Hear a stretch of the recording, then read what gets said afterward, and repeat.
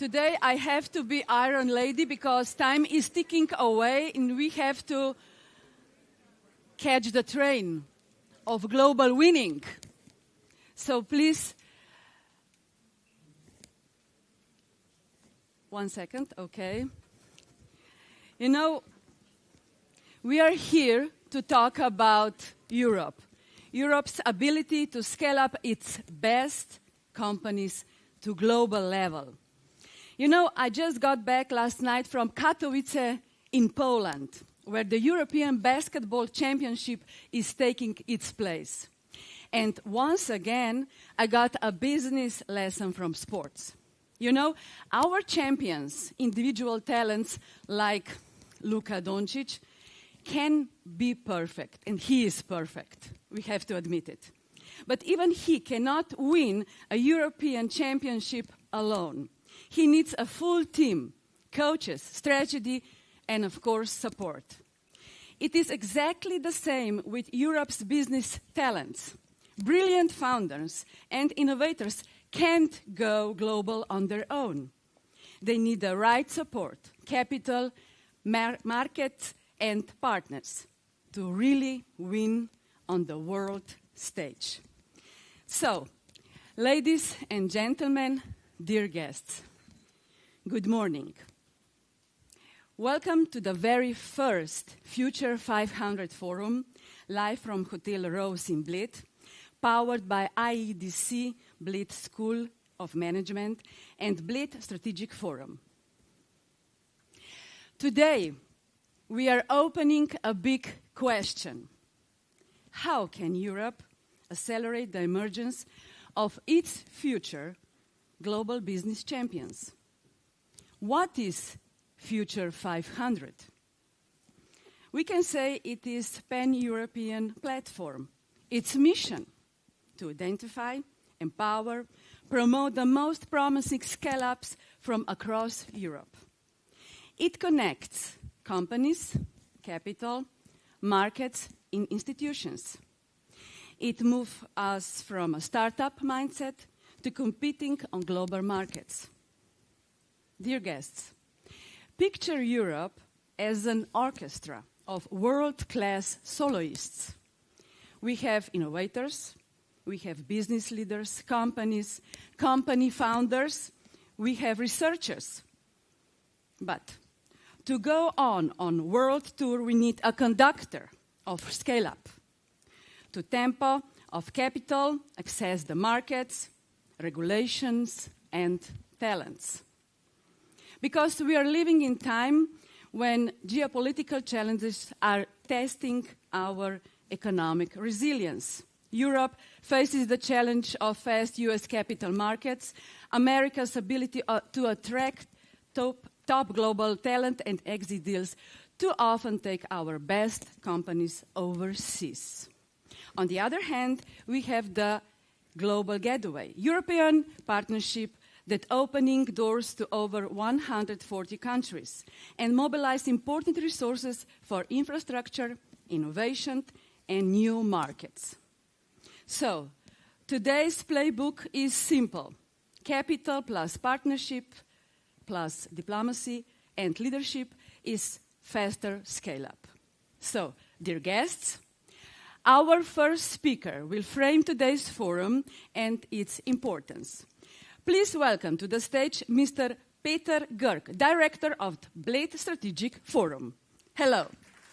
The stage is yours.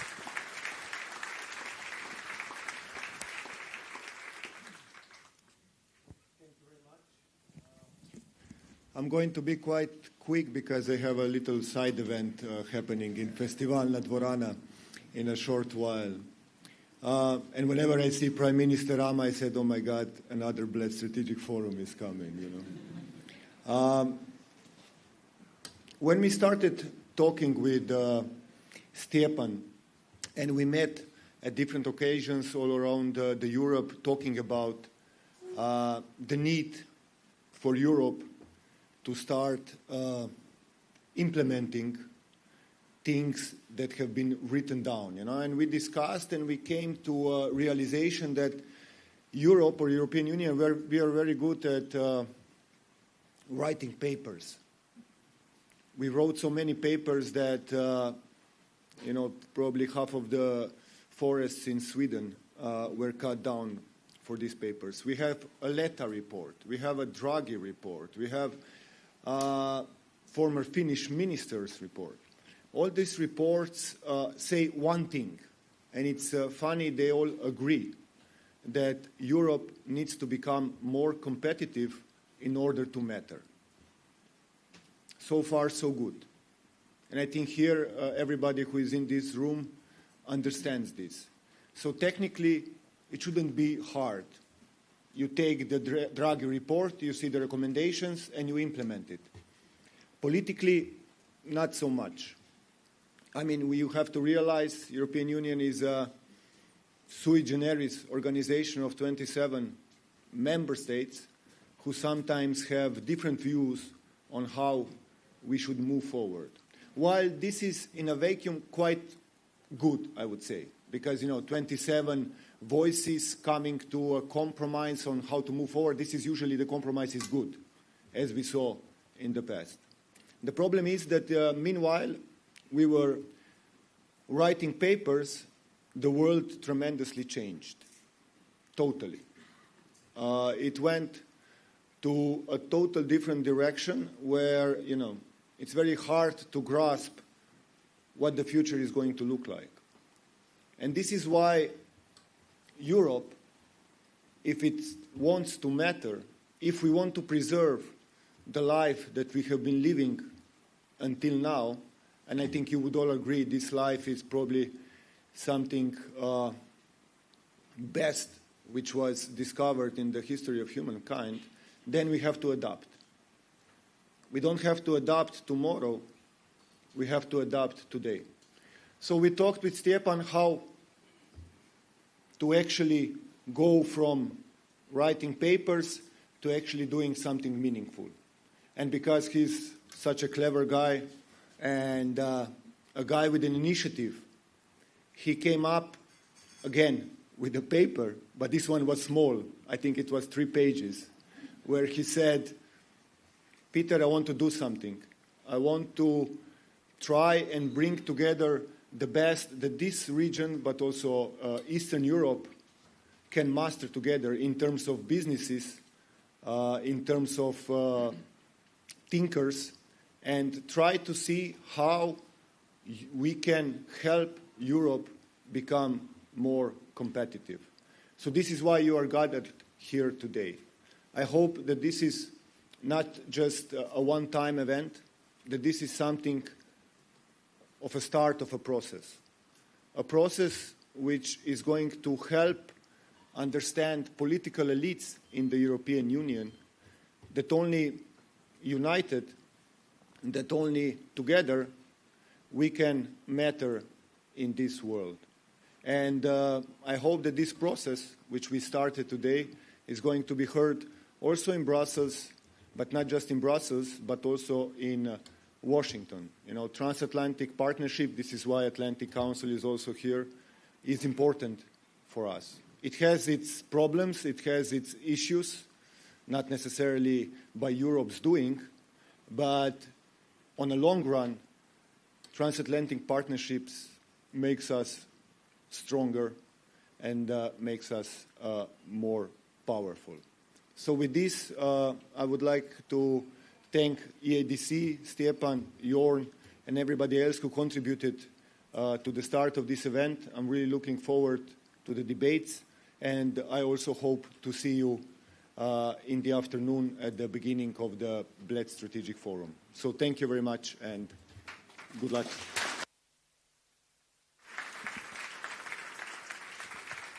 And thank you, Mr. Görg, for this introduction. The growth of champions is, of course, two-way street, state framework and corporate responsibility. The question is, how can the state help global champions grow, and how can these champions give back to national economy? This will be highlighted by the next speaker, the Minister of Economy, Tourism and Sport, Mr. Matthias Hahn. Welcome.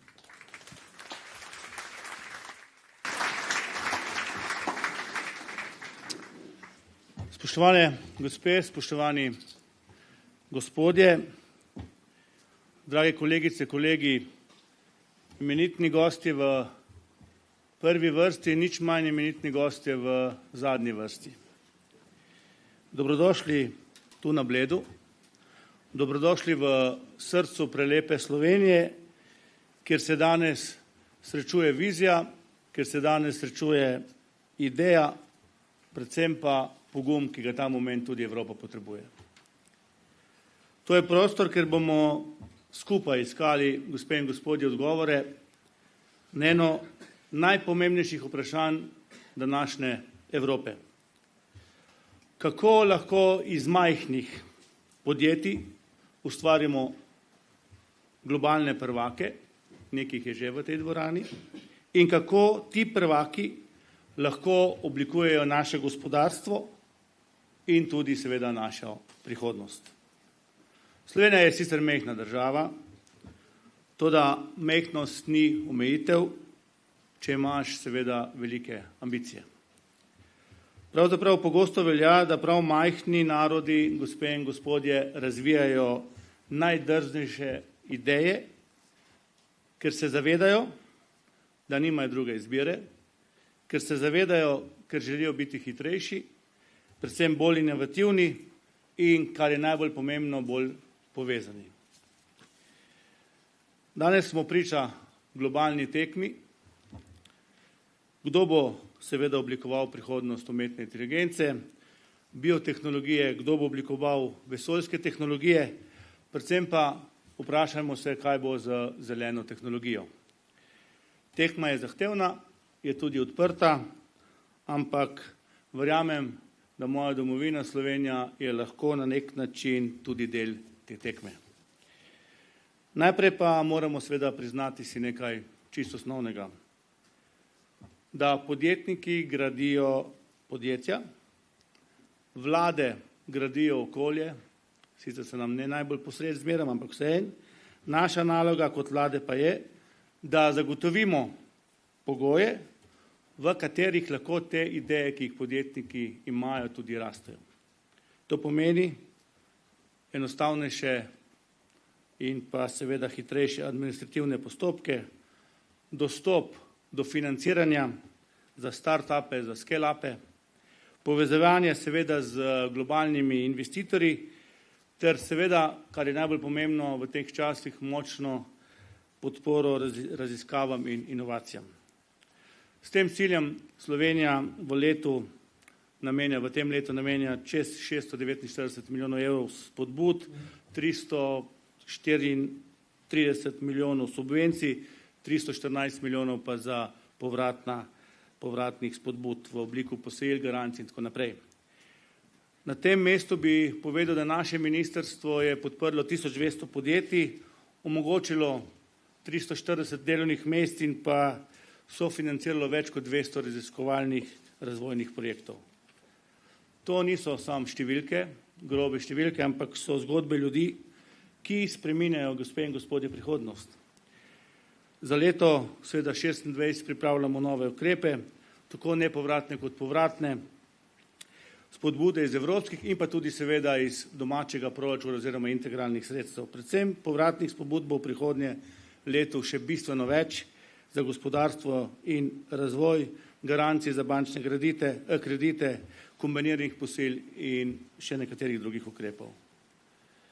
In ravno prejšnji teden smo na vladi sprejeli načrt izvajanja dveh velikih posojilnih skladov za prihodnje leto, dvakrat po 500 milijonov, ki sta namenjena za večje vlaganje podjetij, pa seveda za ohranitev in krepitev odpornosti gospodarstva.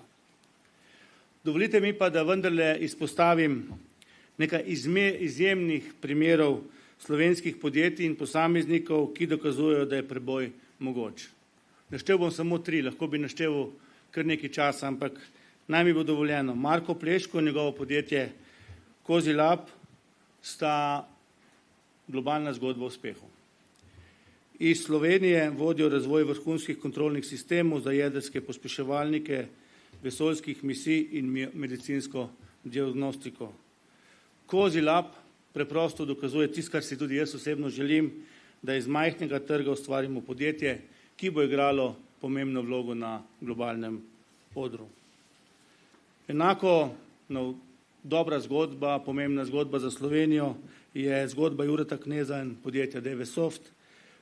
Njihovi inovativni merilni sistemi se uporabljajo po vsem svetu, od vesoljskih raziskav do avtomobilske industrije, in DVSoft seveda na nek način dokazuje, da ustvarja nova delovna mesta, na nek način pa tudi dokazuje, kako lahko znanje, vztrajnost, tudi strbovalj in pogum ustvarjajo globalno prepoznavnost.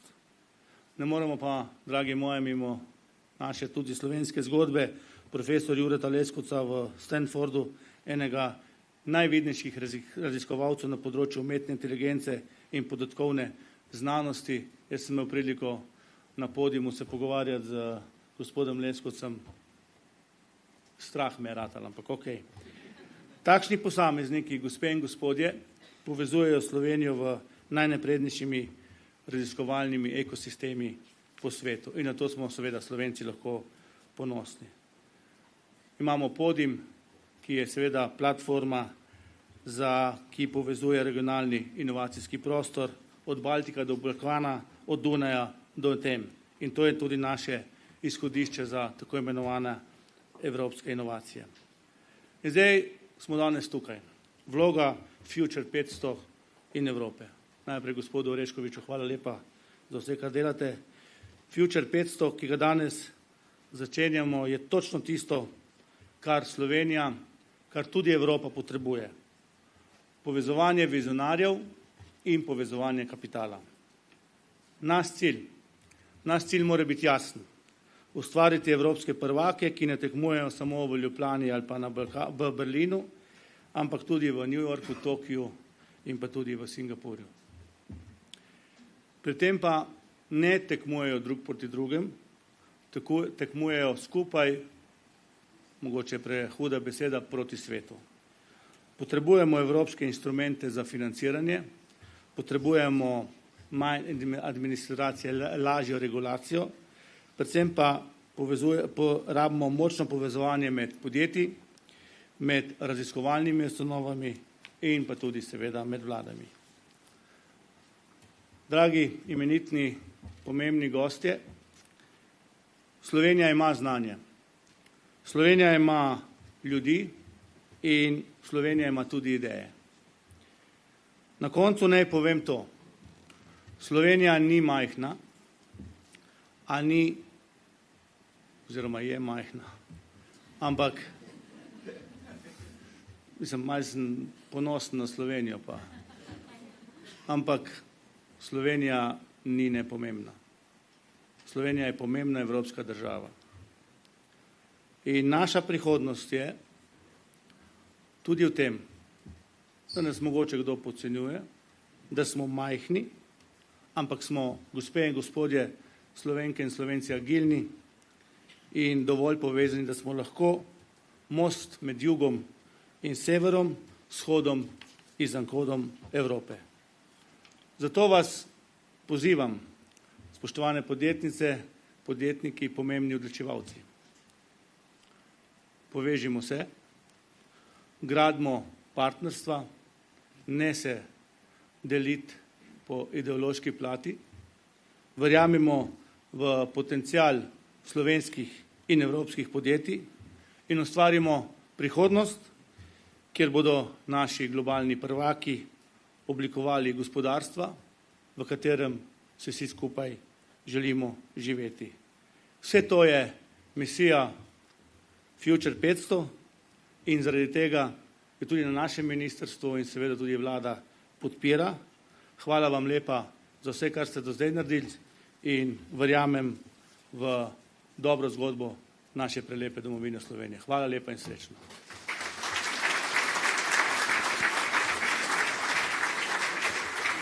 Thank you, Mr. Matjaž Han. Well, we are maybe small, but we are big, but maybe we are not hungry enough. We hear your message. Government can set the stage for growth, and companies turn into the real power, maybe superpower of the economy. But let's be honest, none of this work, what we heard, unless companies themselves are hungry. So we have to have some big dreams and bigger than borders, bigger than comfort zones. Which brings us to the next big question. How do we scale faster through partnerships? Europe competes with the speed of American capital markets, but at the same time, Europe has global gateway, partnerships in 140 plus countries with 80 billion euros financial framework for markets, infrastructure, and innovation. So, dear guests, the floor is given by Josef Sikala, European Commissioner for International Partnership. Welcome to the stage.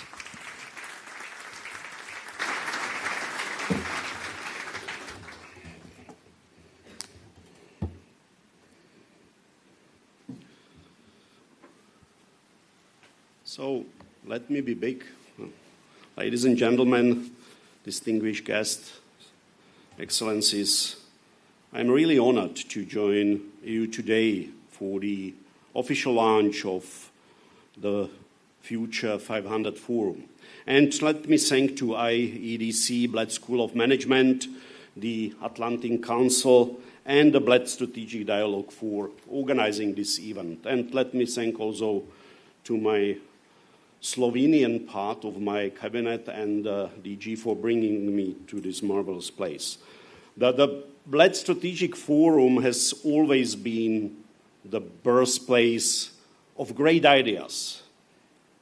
It is only fitting that we launch here the European platform that will help the most promising scale-ups and SMEs turn their excellent ideas into global success.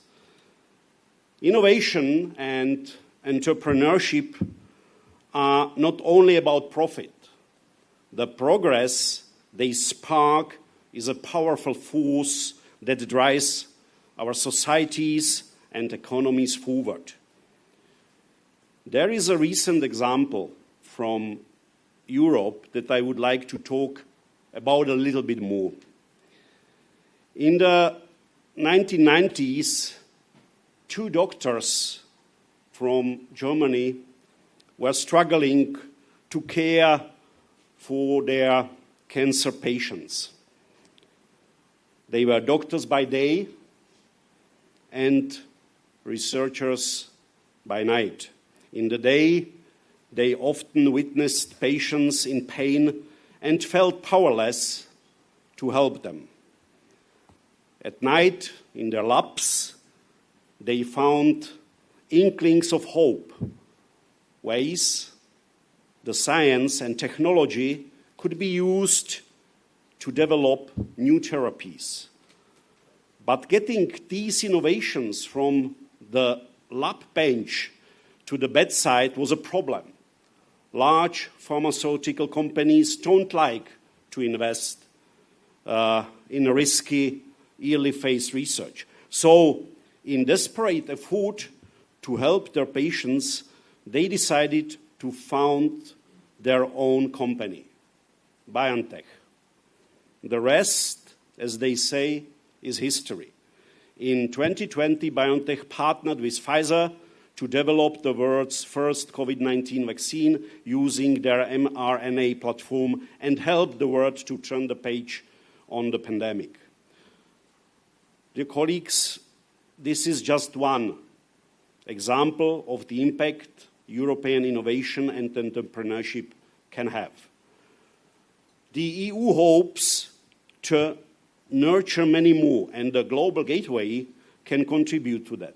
As a Commissioner for International Partnership, I have been in charge of developing this strategy. So let me tell you a little bit more about it. Put simply, it is the EU strategy to turn development cooperation into strategic, sustainable investment and new opportunities for Europe. In recent years, the challenges facing the world have intensified. Conflicts have increased. Political tension have risen. The consequences of climate change have grown more dire. The global competition for influence is intensifying. Our competitors are becoming more assertive, more aggressive, our allies more uncertain. In this competitive and interconnected environment, Europe must take dramatic action. We must boost our autonomy, strengthen our role in the sustainable and digital economies, and protect our core values: freedom, human rights, and rule of law. But we cannot do this alone. We need strong, strategic, and reliable partnerships. This is the idea behind Global Gateway, launched by President von der Leyen in 2021. It aims to mobilize 300 billion euros of sustainable investments in 5 sectors: digital, energy, transport, health, and education and research. 3 elements set Global Gateway apart. First, our 360-degree approach. We go beyond hard infrastructure, linking investments with regulation, technology transfer, and skills. In short, we invest in ecosystems that last. Second, Team Europe. We combine the resources of European Union institutions, 27 member states, their development banks, and private sector. No other global actor can match this depth and breadth. Third, public-private partnership. We know public funds alone can't close the global infrastructure gap.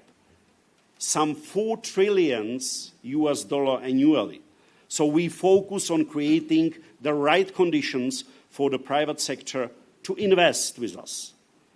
Now, as with any large transformative strategy, it begs the question, what does Global Gateway mean in practice?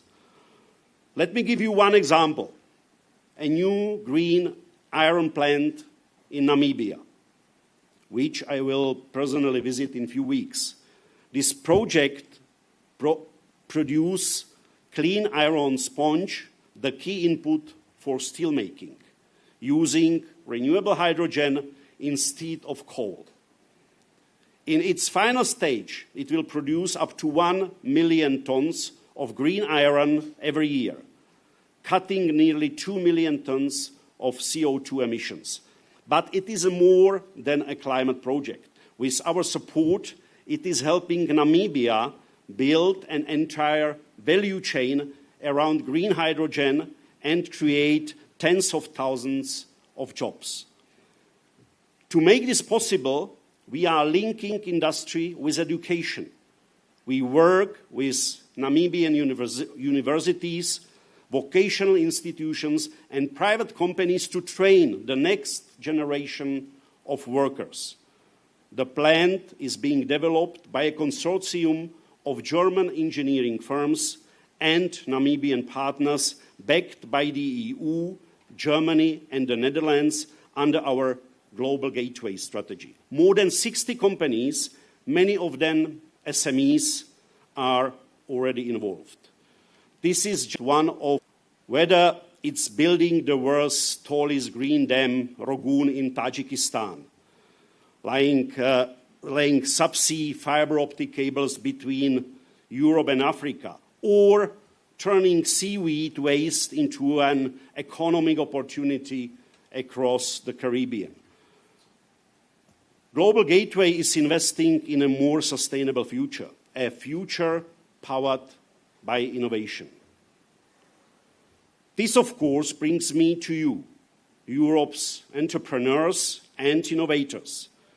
Business large and small, is a key stakeholder of the global gateway. From green energy firms to digital startups, your expertise and investment are vital to our shared success. We are here to support you. On the financing side, Team Europe uses grants, concessional loans, and guarantees to reduce barriers for companies to participate in Global Gateway. We share the risk, making initiatives more viable and scalable. Our approach also includes working hand in hand with financial institutions such as the European Investment Bank or other multilateral development banks. They bring expertise and proven track record. Together, we make sure every project meets environmental, social, and governance standards while still offering a clear return.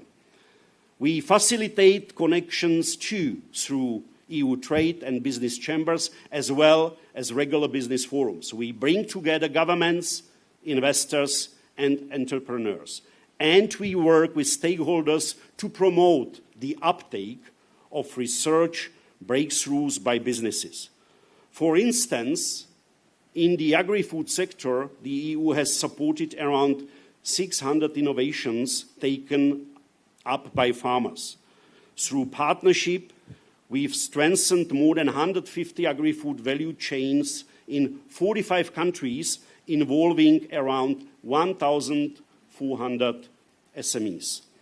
You can find information on all these resources by visiting the Global Gateway Business Opportunities webpage. To further support the European businesses' involvement in the Global Gateway, we are developing a new dedicated platform that will guide projects' proposals, selection, structuring, and implementation. We will introduce it at the Global Gateway Forum in Brussels in October. So stay tuned. Dear colleagues, the theme from the Bled Strategic Forum this year is Runaway World. In a world that feels increasingly off track, it's clear the innovation and entrepreneurship must be the part of the solution. Let's make the Forum 500, the Future 500 Forum, a catalyst for collaboration, for investments, and for change. Thank you very much.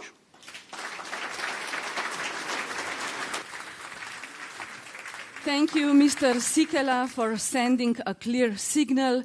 Partnerships are not an option. They are a mechanism for markets, capital, and trust, and of course, global winning. Time is ticking away. We are in a hurry, so we have to move on. The next speaker comes from a country which is like innovation hub. It has excellent AI business model. So I'm pleased to welcome to the stage the Prime Minister of Albania, His Excellency Edi Rama, and the founder of Future 500, Mr. Stjepan Orešković. Welcome to the stage.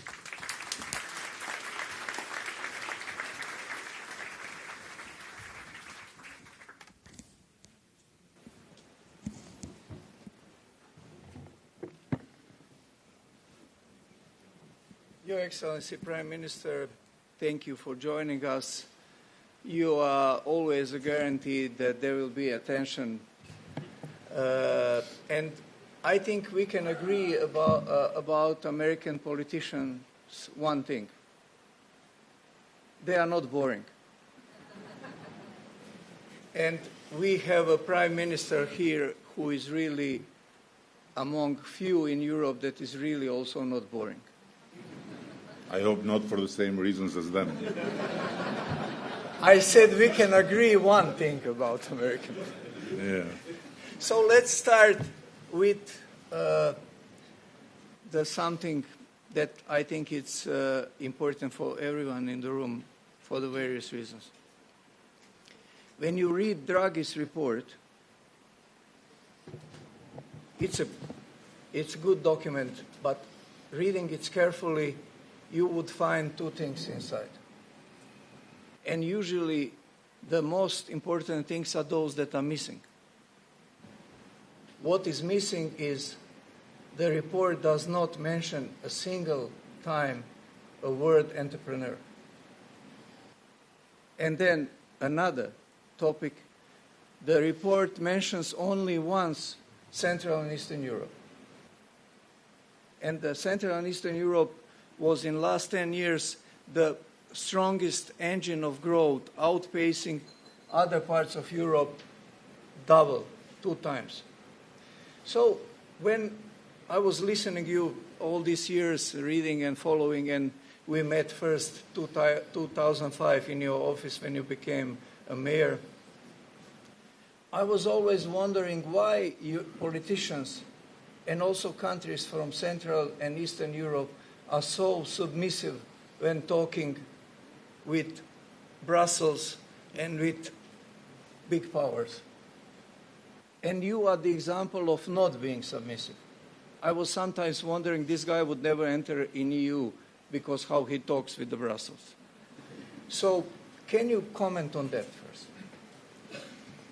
Well, it's a quite complex question you put me.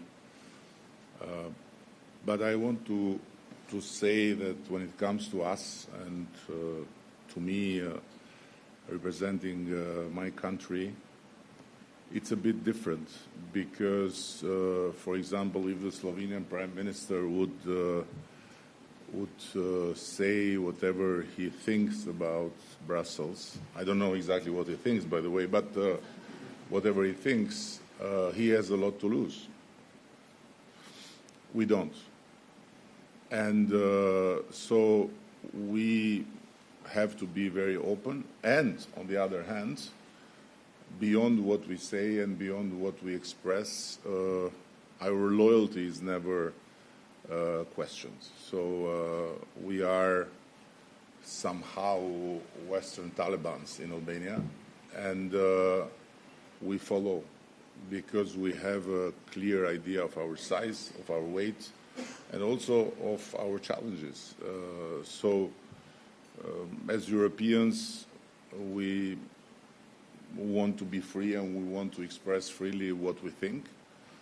But then when it comes to following Europe, we are very, very loyal followers. And by the way, for example, our foreign policy is 100% aligned with the EU foreign policy since ages, and we have never wavered and never even questioned,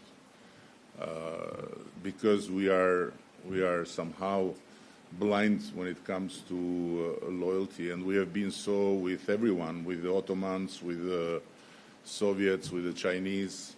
When we say we are with you all the way, and I'm sure that we'll be with EU even if EU will disappear. So it's a matter of loyalty. And then when it comes to the Central Eastern Europe, I want to believe that the report saw Europe as a whole and didn't want to separate. I want to believe, but maybe I'm wrong. So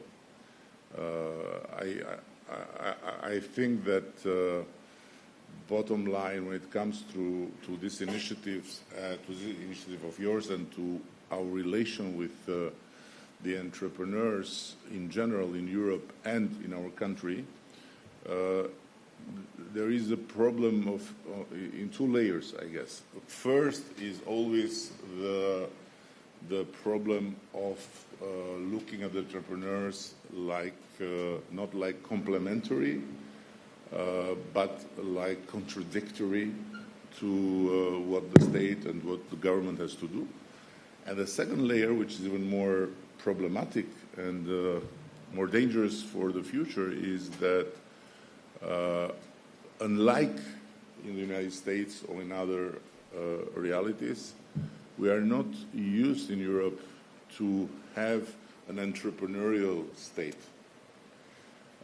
So basically we are all about more money from the budget, more spending, more debt, more money, more spending, more debt, more money, more spending. And when there is no much to do with the debt, then we we are blocked. Instead, we have to do everything to give to the institutions, the ministries, the whole executive power, the message that they also have to behave in an entrepreneurial way, and they have to join the entrepreneurs and together make money for them, for their own interests, and the institutions for the public interest. Couldn't agree more, because if you look, China and United States, it's a kind of different story. They are our competitors, but it's the same story. Entrepreneurs and scientists are the guys that are the most important, unless the president don't like them. But we had a dinner with Marta Kos yesterday night, and she was mentioning Albania as one of real favorites to join EU very soon. It was Chatham House rule, so let me not quote when, but it's definitely very soon. So briefly, what would you bring to the table as Albania? Well, you could quote when, because at the end Marta wants to do it, but yes, let's hope that the others will agree with Marta when the moment comes. And this is not obvious, because at the end of the day, Europe is like a patient with 27 doctors, all pathologists, by the way, which makes it even more complicated to address the problems in every organ. So, and going back to the Chinese, there is something positive in that, I believe.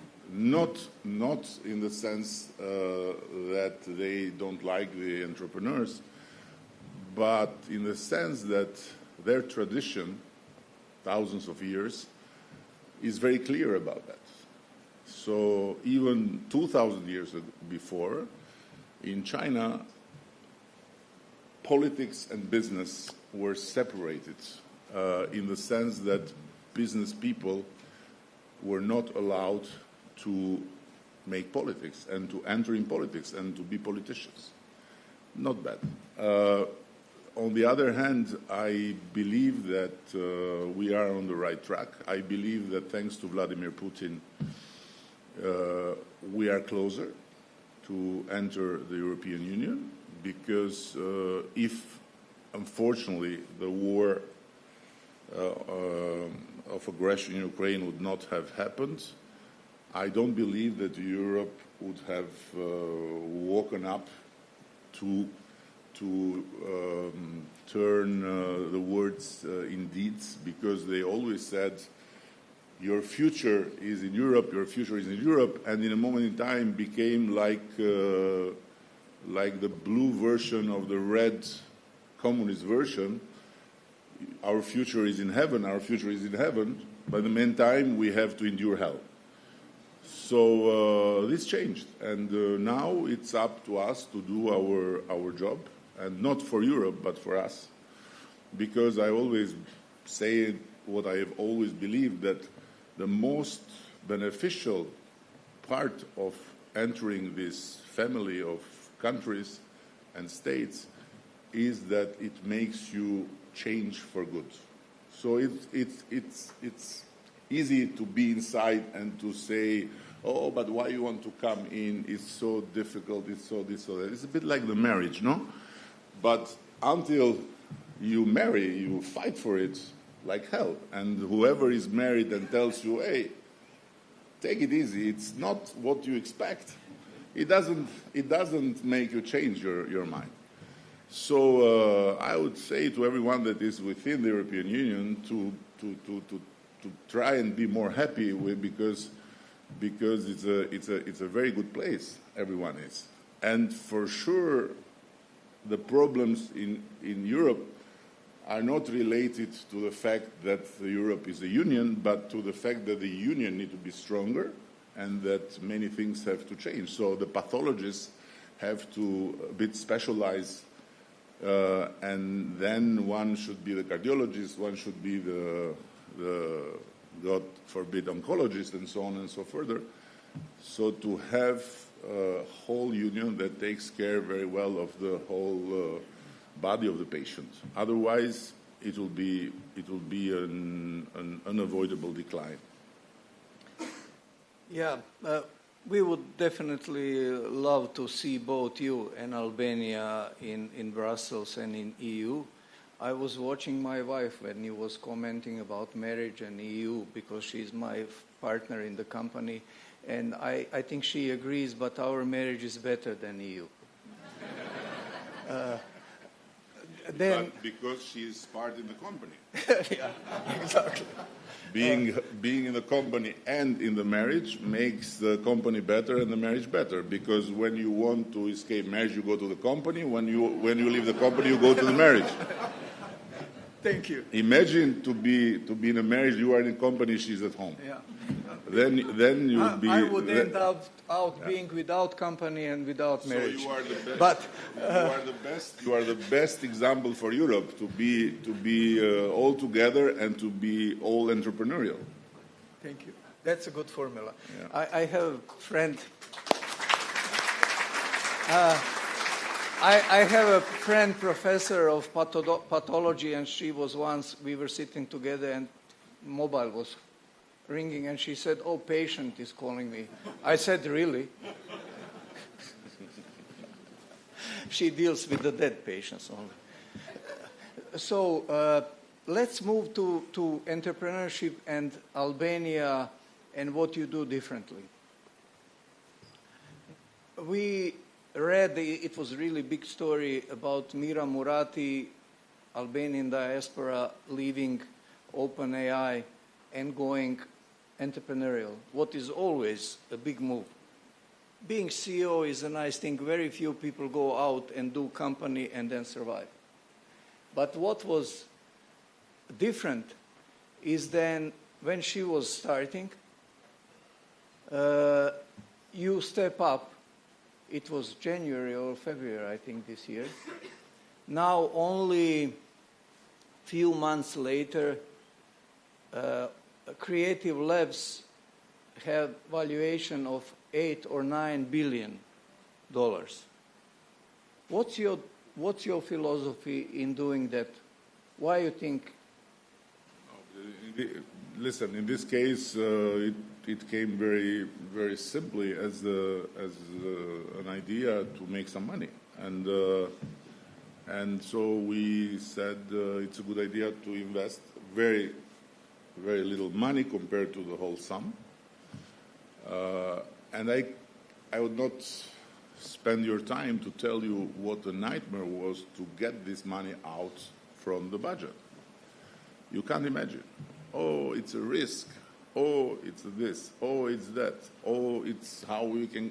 So a whole nightmare. But finally, we did, and now it seems that we have more money than we had when we invested. But what we are trying to do is to push the institutions and to push the ministries themselves to think in terms of making money. For example, with this nightmare of rearming and this buzz of putting more and more money for defense, it has become incredible. You know, you have all the time requests from companies all over Europe coming and saying, we have some great cars to sell, we have some great drones to sell, we have some great radars to sell, we have some great shoes to sell. It's like a big bazaar because the entrepreneur side has understood that there are some money, so let's sell. And I said, no, we are not going to sell, we're not going to buy anything we should produce in the country. So make joint ventures, and we are telling everyone, you want to come and to buy, very well. Come, invest with us. The defense department will be part of it, and then we share the profits. Of course, you take more, we take less, but we share the profit. Or, for example, when it comes to the further step on digitalization and with the AI, we cannot have anymore an agency of innovation that is state, and the innovation happens in the private sector, of course.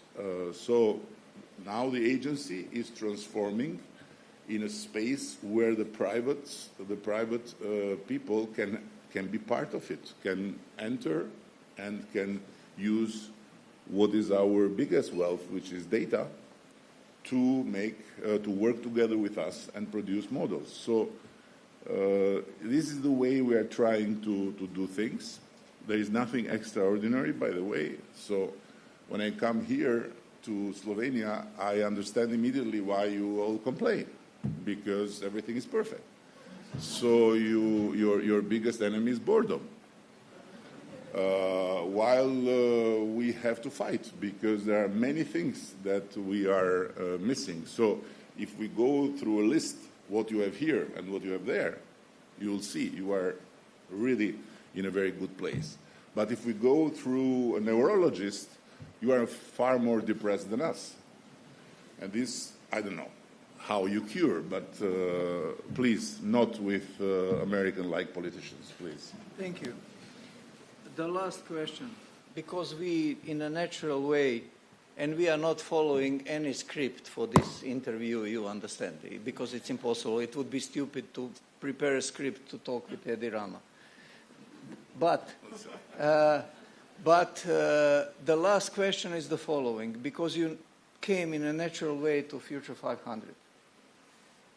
What we don't want to do is what Europe is now doing, is finding a way to subsidize and finance the industry that are dying and should be wiped away, even through defense ideas, instead of doing what China and US is doing, feeding hungry young men, what was the title of the article of Nobel Prize winner saying, we should always find a way to create and support the guys that will create new values. That's what happened with US and China last 2 decades, and Europe was just healing the wounds.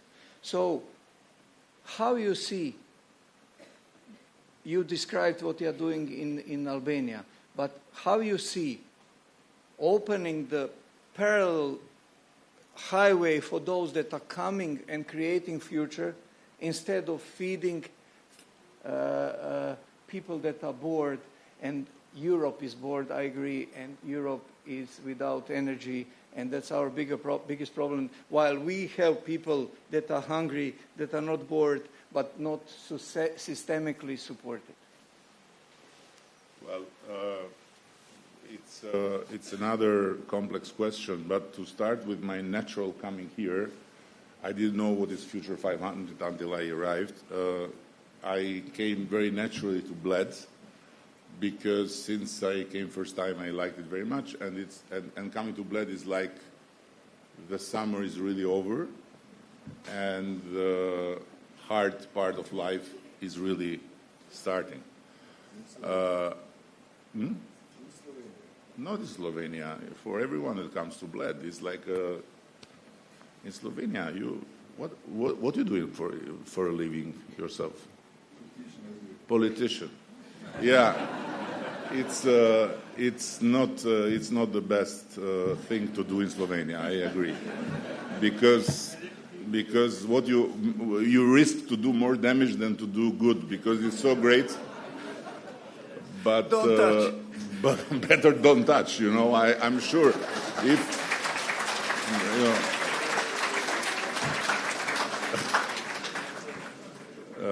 yeah. So I saw that we had to leave at 6 in the morning. I said, why we're leaving at 6 in the morning? You know, what happened to Bled? And they said, you have to be in Future 500. What is Future 500? And then I was told, and I didn't postpone the flight. So this is true. And talking about China, America, and Europe, again, I think they are states.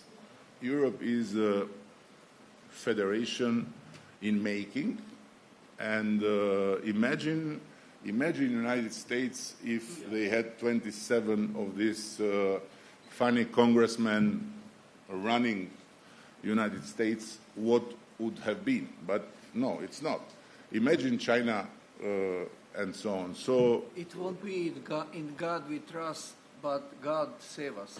So, yeah, so I think the main problem of Europe is what direction will take. It will deepen its own way of becoming United States of Europe, or it will split in many little parts, and then everyone will choose whose satellite to become, because there is no chance that splitting and getting out of that big club to have some glorious story than just to become the satellite of others. So this is a big question that I don't have the answer. But on the other hand, Europe is the most incredible machine of bureaucracy and of administration, which can be a good thing. But on the other hand, the overproduction of regulations before even something starts. So in America, they invent the open AI, and in Europe they invent the regulation when someone will come and dare to go in the same direction. So this practically makes Europe much more difficult as an environment for business, much more articulated when it comes in terms of regulation, but it's a balance that Europe should find. And the last thing I want to say is that, when you see this world growing and moving in a very fast speed outside of our European realm, you really wonder, why Europe is not there, why Europe was not in Tianjin, why Europe is not in Brazil. I understand why. But maybe this answer should be prepared in a different way, because the fact that we have different opinions about the way of living is not a reason to close off and to say, if you want to become our friend, you have to live like us, because like that we risk to have less and less friends, and at the end to even lose our way of living. So we need to preserve our way of living with pride and with all we can, but to be much more open to the world and to be what Europe has always been, the crossroads of where everyone wanted to pass by, not a castle where you are seen through many, many filters, to even have the chance of friendship. We can be friends without being strategic, allies for future wars. And this will avoid even wars, because turning Europe from a project of peace in a project of war, I don't think is really the way, because being 27 states and arming ourselves, God forbid, if the enemy will show up, we'll start to look at each other and try our weapons if they work or not. So this might be a room for reflection. But all this being said, after the speaking there is the doing, and in the doing I lead an army of Western European Talibans, always with Europe, whatever it takes. Thank you.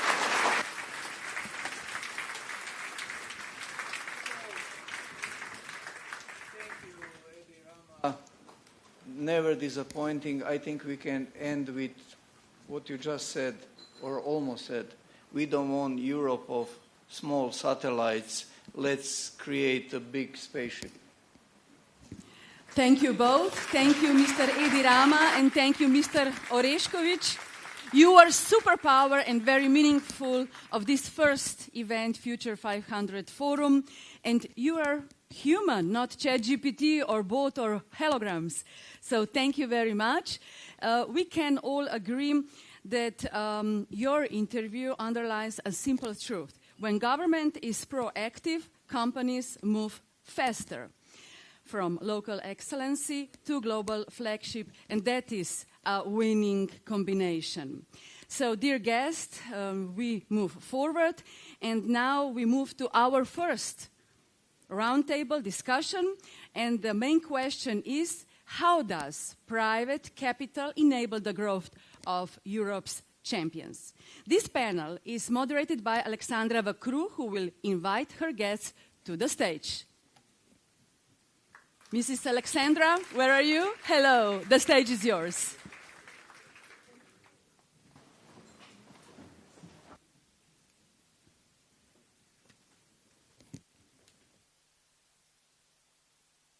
Panelists, please come to the stage.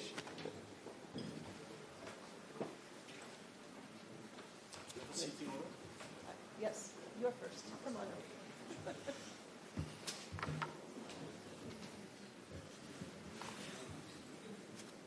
It's okay. I'll find you wherever you're sitting. Am I the first man? Yes, I think so. Wait. No. Next panel. Ingo, Robert, yes. Alex? He's only on the second panel. Yes, it's okay. We make him speak twice.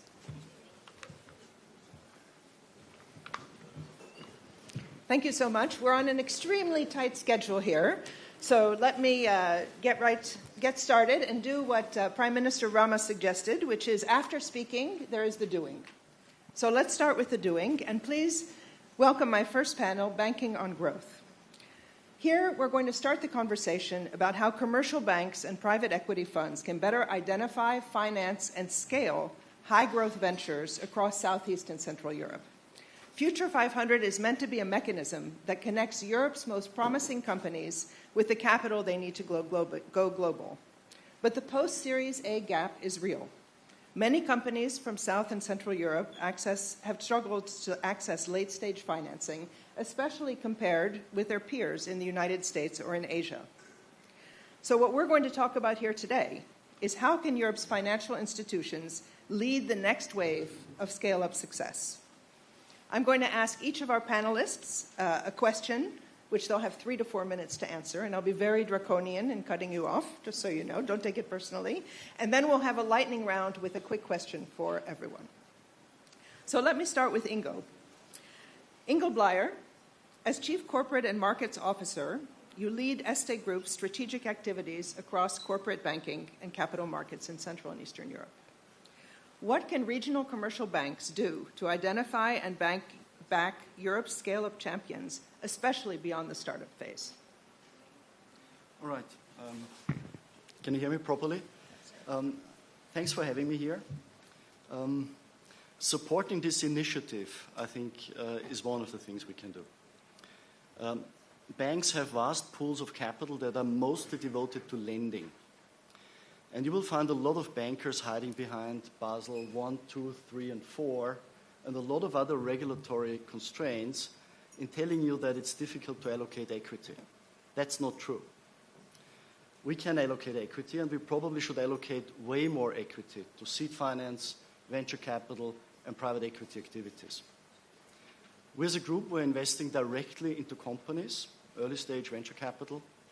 We put a lot of money into venture capital, private equity funds, but it is a very small portion of our overall activities, which are traditionally mostly focused on lending.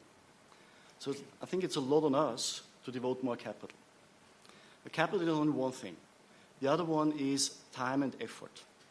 Taking time here, taking time to speak to entrepreneurs, as was mentioned, Time to really make sure that we utilize our vast client base to have entrepreneurs connect with each other. And here I think with modern technology, it should be possible to do this in a way more efficient way going forward. And then to devote management time. In which sense? I think we have a lot of experience because we see what goes wrong. Our workout departments are full of very established, entrepreneurs and companies that have at some point financial difficulties. So with all the knowledge and experience that banks have, the coaching, the mentoring we can do to young companies can be very, very strong. We don't do enough of this. So as Eddie Rama said before, getting something out of the budget, in our case, capital management time, is quite an internal struggle. But by supporting this and similar initiatives, I think we will be getting there. So devoting more capital, effort, management time to identify and back up companies is, I think, what we should do. And at Erste, if you go into a program called Erste Forward, on our website, you will find some of those things. Seed starter programs, venture capital investments. But I think we can step up that effort massively. Not only our group, but in general banks. And whenever banks, they love it, hide behind regulation, challenge them. Thank you.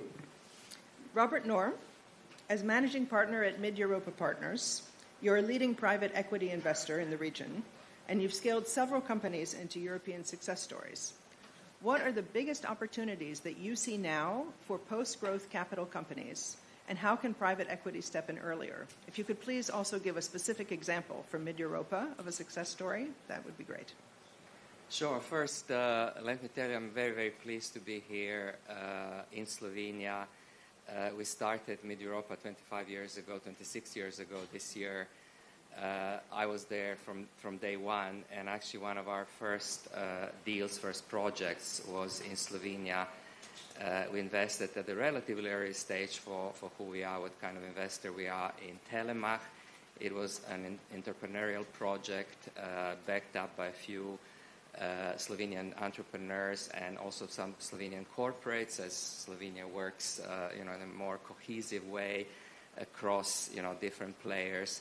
They allowed a foreign private equity fund to invest in a minority stake. Over time, we took a majority stake, and this is an example of scaling up. It was basically a consolidation of a cable TV industry in Slovenia as an alternative to Slovenia Telecom, which was then the only offer of telecom services of internet. Not only Telemach has become a very important player in Slovenia, but through a number of acquisitions and investing in growth, we have created a company across the space of the former Yugoslavia, which has become to be known as United Group.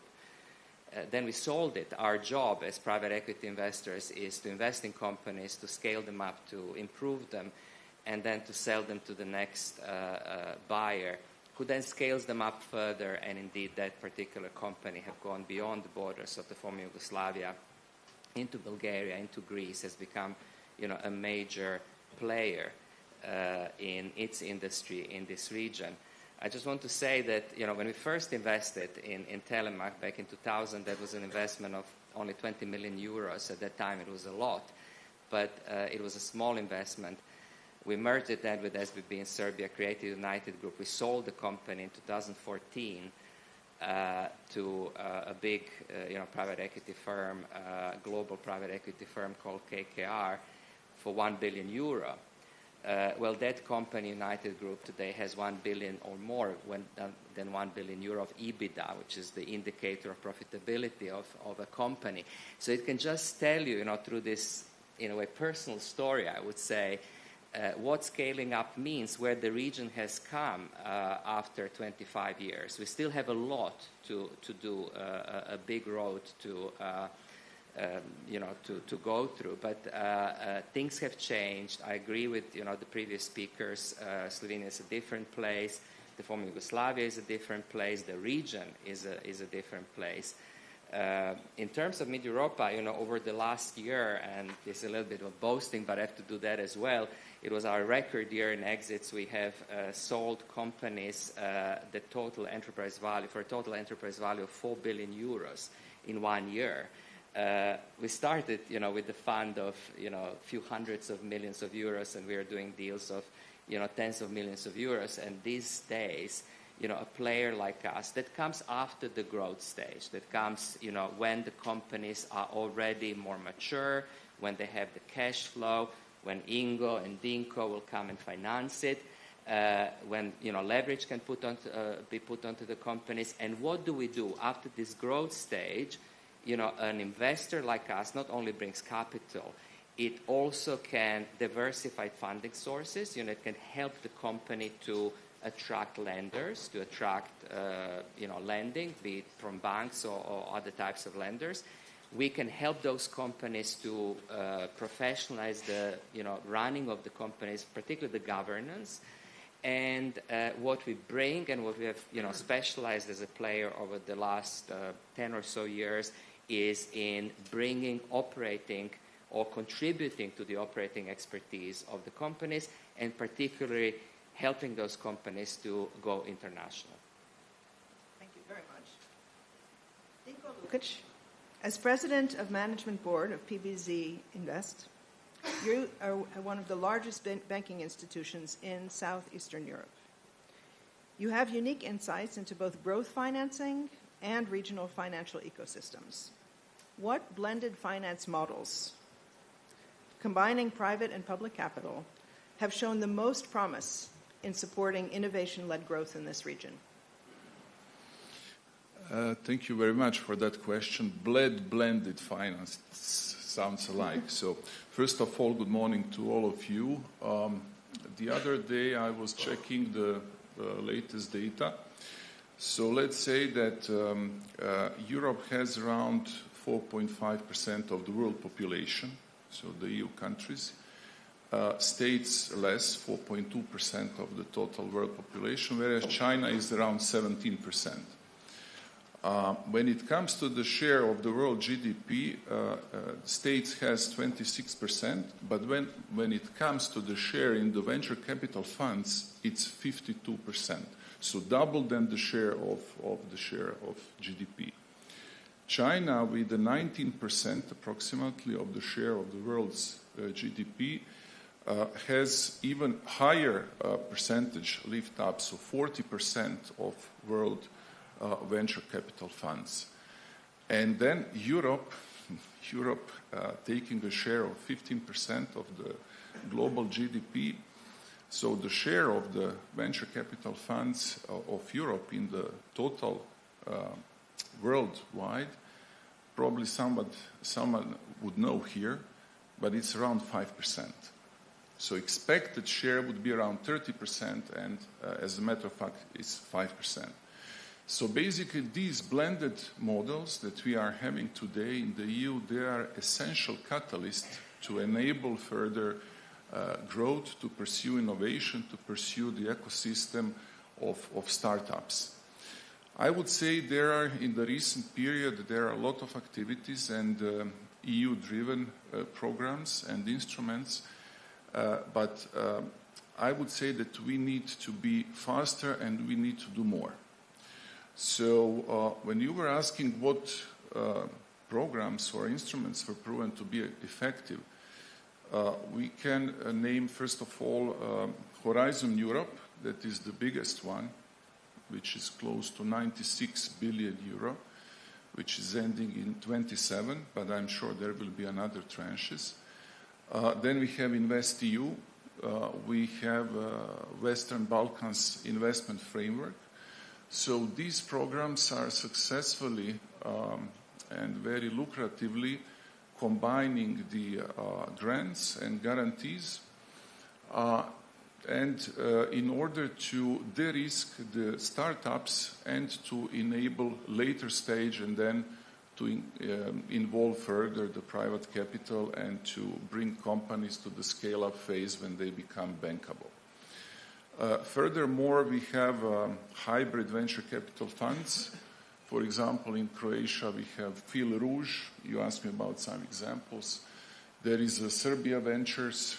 There are some more coming in the region. In Croatia, there is IMO, there is all these different funds that are able to, again, successfully mobilize and bring together the public innovation institution, so the public money, and link them to the private venture capital in order to pursue further growth in the startup, especially in the area of fintech, of biotech, as well as AI.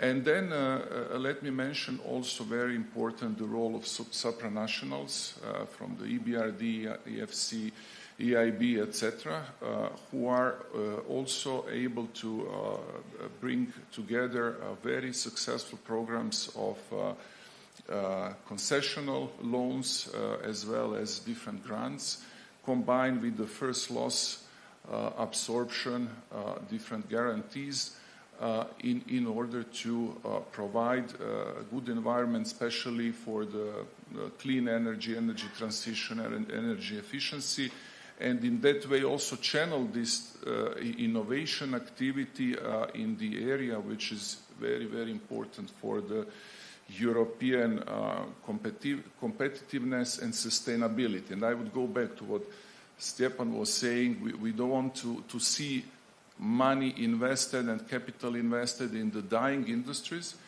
but we need to be smart. So still, when using the public funds in order to pursue the sustainable areas which are bordersome for Europe, sustainable areas of competitiveness where Europe is lagging behind by its world competitors. Thank you.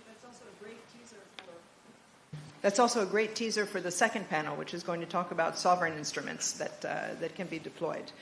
Finally, as Vice Chairman of AIK Bank and President of the MK Group, Alex Kostic brings a dual perspective as both a strategic investor and a business operator, leading major ventures in banking, agribusiness, and energy. My question to you is, from your experience as both an entrepreneur and an investor, what reforms, fiscal, regulatory, or strategic, could unlock more capital for scaling ventures? Thank you, and thanks for the invitation to speak here at the Bled Forum.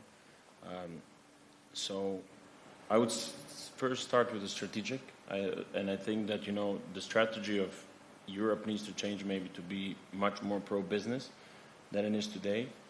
I would say, coming from a family of an entrepreneur, my late father, and then sort of trying to continue his, I would say, legacy and the success that he has created in the company. Entrepreneurs in Europe today feel sort of as they, have to hide somewhere. I have a feeling like it's not popular anymore in Europe to be an entrepreneur. The moment you see some industry or an entrepreneur making some better results, your first question is not, why is he creating the better result? How is he more efficient than the other? Did he invest more than the other? No. How I can tax this entrepreneur more because he's making more money than the other guy. The second thing, when you look at the young generation and, and how the Europe is, making it to be, they're not, I would say, looking up to those entrepreneurs anymore. The values, I would say, that entrepreneurs are, spread. I don't think that is the values that, the young, I would say, today in Europe, is the first thing. I want to be like him. And I have a feeling that, for example, in some other, places like the US, it is, like that. So firstly, the strategy and how Europe looks at entrepreneurs, I think, has to change, from the mindset perspective. Then the regulatory, we see it every day, being entrepreneurs in the Europe. You try to build a hotel, we have an example now. We are trying to build a hotel. We are trying to change for 30 meters the beach, to the right, because we are building a hotel where we expect every ultra luxury hotel we're trying to build, where we're expecting average daily rate to be, 3,000 euros plus, and trying to move the beach 30 meters to the right so that the people can have 3 hours more of sunshine. It's a logical thing to do, right? And we are actually, with the new plan, dropping down for 30% the gross meter squared on the plot. So why wouldn't somebody approve? 3 years, just changing the plan. I cannot even imagine the building permits, the location permits, and all that. That's probably going to take another 5 to build. Wind parks. We are talking about, green agenda. We want to be more green. We want to we want to build solar farms, wind farms. But on the other hand side, it also takes us 5, 6, 7 years to get the building permits for the wind. There's multiple companies in the regions, and Serbia, Croatia, Bosnia, Albania, Montenegro. We can cover the whole, I would say, economies and be sustainable, completely sustainable, if the right entrepreneurs could get the building permits. But every time somebody tries to do, no, this is because of this. No, this is because of this. Eventually, some of us, I would say, get it. But the time and the process until you get to there, it's, I would say, impossible. I mean, Ingo knows, I would say, you also know from the construction industry, because of course our family also is presented through the banking. In the banking industry, construction, real estate financing today, we have to look at those people, the clients that are trying to build, new, beautiful, parts of the city in the box, and we have to say, sorry, as he said, Basel I, I cannot do it because of this, I cannot allocate capital because of that. It's almost as the regulation is pushing us to go away, I would say, from these new creative ideas. The moment when your client in the bank cannot prove that he has a certain, I would say, 100% certain that he can repay and have a 50, maybe possible 100% extra buffer of his cash flow, that moment you're saying, no, you cannot finance that person. So how are we expecting that we can finance, I would say, successful, startups, or at least ideas that could be, I would say, in the future successful? So I think that from the strategic perspective, I think Europe needs to change to look more pro-business and to welcome more entrepreneurs, to say these guys are champions, not to be the ones, as soon as somebody's head jumps over the average, let's bring him down, to the average. And second, I think the regulation needs to change, definitely. I mean, to be more pro-business and to approach those people and to say, how can you invest more? How can I help you to invest more, to invest faster, to build faster? So I think on those two things probably I would point. Well, you've also answered the lightning round question, right? Which is, what was the one thing? You gave me two things that should be changed. But let me ask you, the other panelists now, if there is one thing that could be changed in order to improve this environment for these companies, what would it be? 60 seconds. When do you start counting? Now. Okay. In order to support hungry young men and women, much more, I think we need really a common market. We talk a lot about regulation. The real problem is less the regulation coming from Brussels. Within all our individual member states, we have gold plating, we have additional rules. We need a large common market on which to grow and scale up. R&D we have enough founders, the scale up is the issue. And for this you need a large common market and common capital pools. That's what we need to work on. Perfect. Robert. We live today in a world that is more split and more divided. It used to be more interconnected, globalization and so on, which then also impacts how funds, where funds are found. For example, for us in private equity, in order to invest in companies, we have to fundraise. And for the last 25 years that I mentioned, that funding has mostly been coming from abroad, not from Central and Eastern Europe. So Central and Eastern Europe was benefiting from the funding that was being collected, largely in the United States, in Asia, and across Europe. Because of the new reality, Central and Eastern Europe now has a lot of funds, but regulatory-wise, mostly or simply by habit, these funds are not allocated to, for example, private equity or venture capital. Croatia is an incredible example where, Croatian pension funds allocate money into private equity. Poland is not. Romania is not. These are big countries. Big pension funds must invest in, listed companies, cannot invest in private capital. This must change. In order to have listed companies, you must have earlier stage companies that need to be funded with venture capital, private equity. If they're not funded, then the system stops, and if not funded from abroad, which is now happening, the whole thing will stop. I would say, yes, we are discussing about very difficult regulation framework, etc. But I would go the other way and say change of the mindset. Are we pro-business? When I say are we, I mean starting from the decision makers, from the policy makers, etc. Do we support growth? Do we embrace the brave, the strong, the capable? Or we are choking any initiative in order to prove that everyone needs to be more Christian than a Christ? Alex, he repeated your mindset word, so you get another one. Yes, I would. I would again say the mindset. If we change the mindset and we go more pro-business, I think that then that's gonna, change the regulation. It's gonna change, whatever strategic documents, we need to change, But if the mindset has to change, and then I think we can work and we can change the way we think about business. So what I'm hearing, just to recap quickly the themes, is first of all mindset. We need to convince the societies that being an entrepreneur is not a dirty word, and that perhaps there's a little bit more than a little Soviet legacy left in terms of how people are perceiving business and culture. The second is to think of an entrepreneurial mindset to regulation, rather than first the default being regulation, that the default is perhaps not regulating and seeing what happens, more what we see in the United States or to some extent in China. And the third point is that local financing, not just relying on foreign capital coming into these markets, is going to be essential if these companies are supposed to scale up.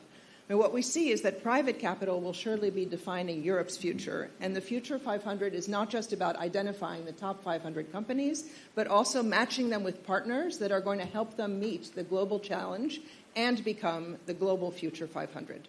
Thank you very much. Thank you.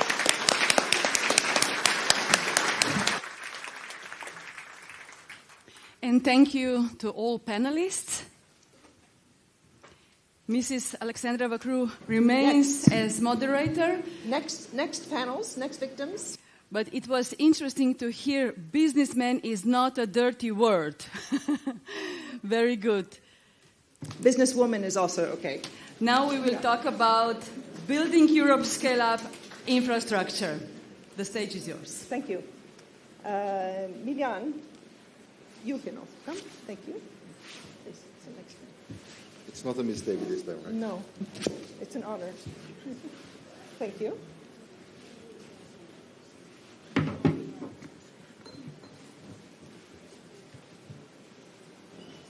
So whereas our first panel was looking at the role for private equity, now we want to talk about sovereign tools that are going to help with institutional investment.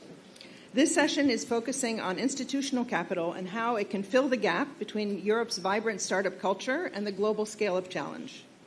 Across the world, we know that institutional models like DARPA in the United States catalyze private innovation. What is Europe's answer to that challenge?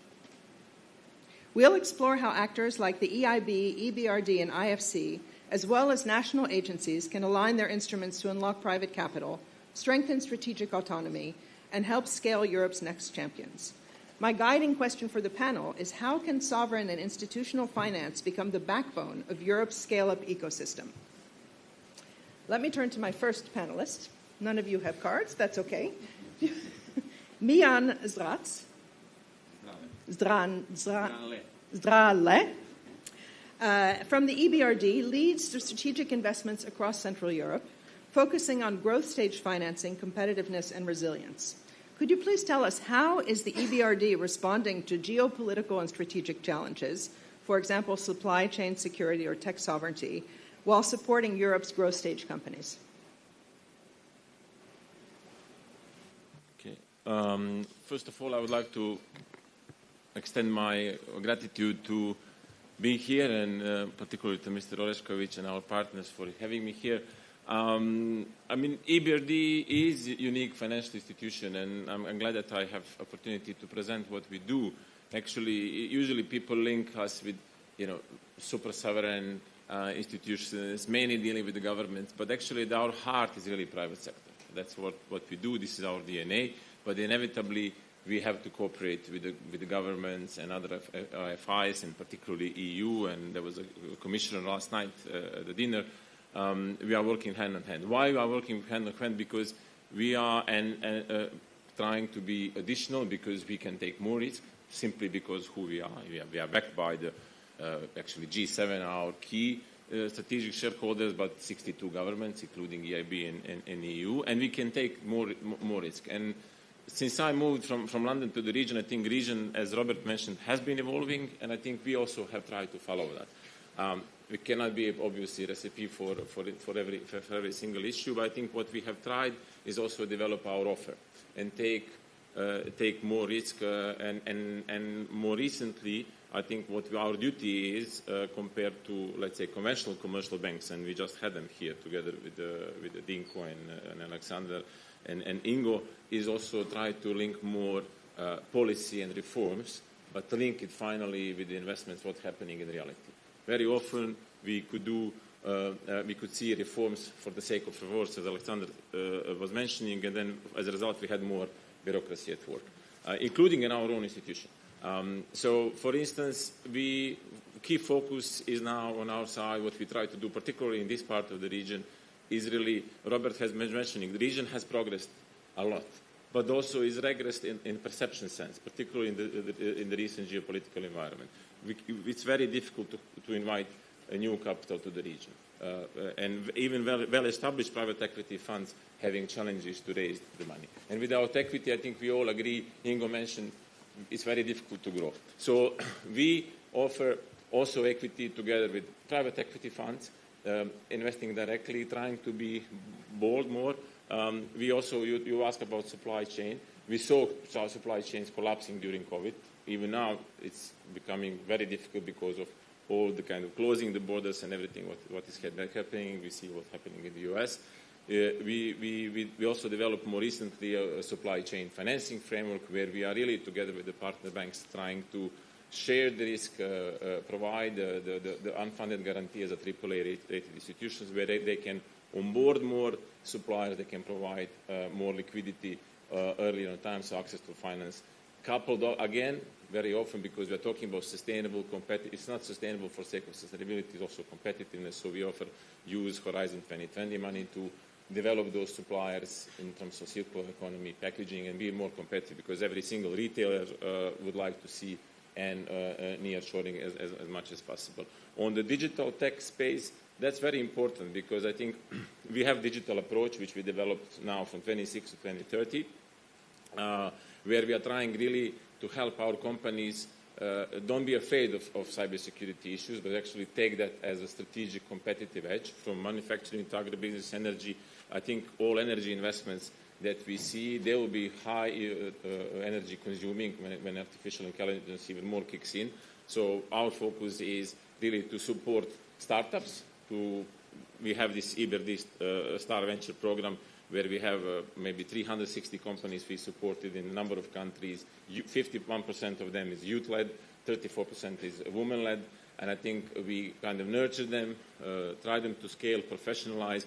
We have also now developed venture capital investment program where we also put the seed capital and then hopefully grow them so that private equity can take over once they scale up and go beyond their borders. And finally now also on energy front, this is where Europe needs to be more independent. Again, we are talking about renewables, but without battery storage solutions, without investments in the grid, and I see also we see the lot of lack of action by the key counterparts, for instance, in the distribution and transmission systems. That's where our focus is, and that's where we're going to be blending our money with InvestEU, with the governments, obviously, to target, because it's very difficult to scale up renewables and new capacity without energy grid, and that's all connected with the competitiveness of overall economy. For instance, just recently we've signed in Croatia, together with EU Modernization Fund, greenfield equity for the greenfield battery storage project,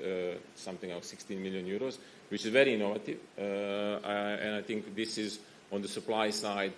We need to make those energy grid very flexible in order to scale up renewables and again become more competitive. So I think these are multiple layers. And last, on the capital markets, it's not going against the banks, but it's still very much bank-centric, particularly Southeast Europe, our region.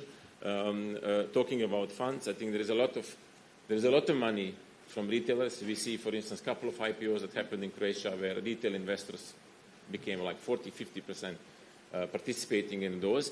So EBRD is working now with 9 stock exchanges in the region, including Zagreb and Ljubljana and Romania and Poland, etc. Hopefully, together we're just launching now with EU in initiative in all these stock exchanges to create a regional stock exchange market, something like we just did in Baltics. Maybe it was easier there because they are more homogeneous and there is one shareholder, which is NASDAQ. But I think this is what is needed. And then all the savings that are in the hands, particularly of the retailers, will not be ending in the fifth property in Zagreb or location coast, but maybe capital markets. And capital market is crucial for development of the local champions. Thank you. Guillaume Clossat, chair of a deep tech company, also a special advisor for AI and digital tech to European Commissioner President, and chair of Europa Nova, a think tank and conclave. You have very broad experience in different areas that touch upon questions that are going to be addressed by the Future 500. So in your opinion, what are the challenges for a company that wants to scale up in Europe, and what could be the game changer? Great question. First of all, I want to express my gratitude also to say how much important this next 500 program is, and not only for Western Europe, for Europe. We need such a program for the European Union, and it's something which should be a top priority of the EU. So, Stefan, Jörn, thank you very much for taking the initiative with the Bled Strategic Forum. Once that said, I can speak from two perspectives. One, as an entrepreneur, and I think we need the voice of entrepreneur today because this is the perspective, and one as a former special advisor to the President of the European Commission. As an entrepreneur, my perspective is the following. I'm working to develop a European company which aims at becoming a global leader and contribute to Europe back to cope with European and global challenge, particularly in the field of global health, and on a topic which is fundamental for European society and for the European health model, which is the quality of early diagnosis. And this brick is very important because once you have an equal, high-quality, inexpensive diagnosis for everybody, you have a leverage effect on all the health system. You can bring better quality for everybody, but at the same time, you reduce cost. And we can revive our health system. And this is very important because we are the one in Europe which are investing the most in health. So we should be global leader in health. And it is not the case. And it is not the case. Why? There are several reasons. Why? First one, we don't have a European single market with regard to health. And if there should be one priority regarding the single market, it's health. I mean, it's 20% of the GDP potentially. Where is it? Why it is not discussed? Second, we have all the money we want. We have all the bank we want, but there is a total risk adversity. And we have venture, but venture, they want to invest when the product is done. So what are they useful for? Sorry to say that. They are useless. Venturing is taking risk. And we are venture which are not taking risk. So what do we do? Third, we speak about the American system, the American culture. But the fact is, in America, you have public and private orders, which allow companies to have credibility and allow entrepreneurs to maintain their share holding. I give you an example. American clinics were able to invest in innovative projects massively, put 10 million or 100 million tickets on an innovation which does not exist. Once you have that, you have the guarantee to have a market, and then the funding is much easier. And you give a little share of your company to venture, you remain the main shareholder, and you can scale up. But if the banks of the shareholder want 50% of your capital from the beginning, how do you want to scale up?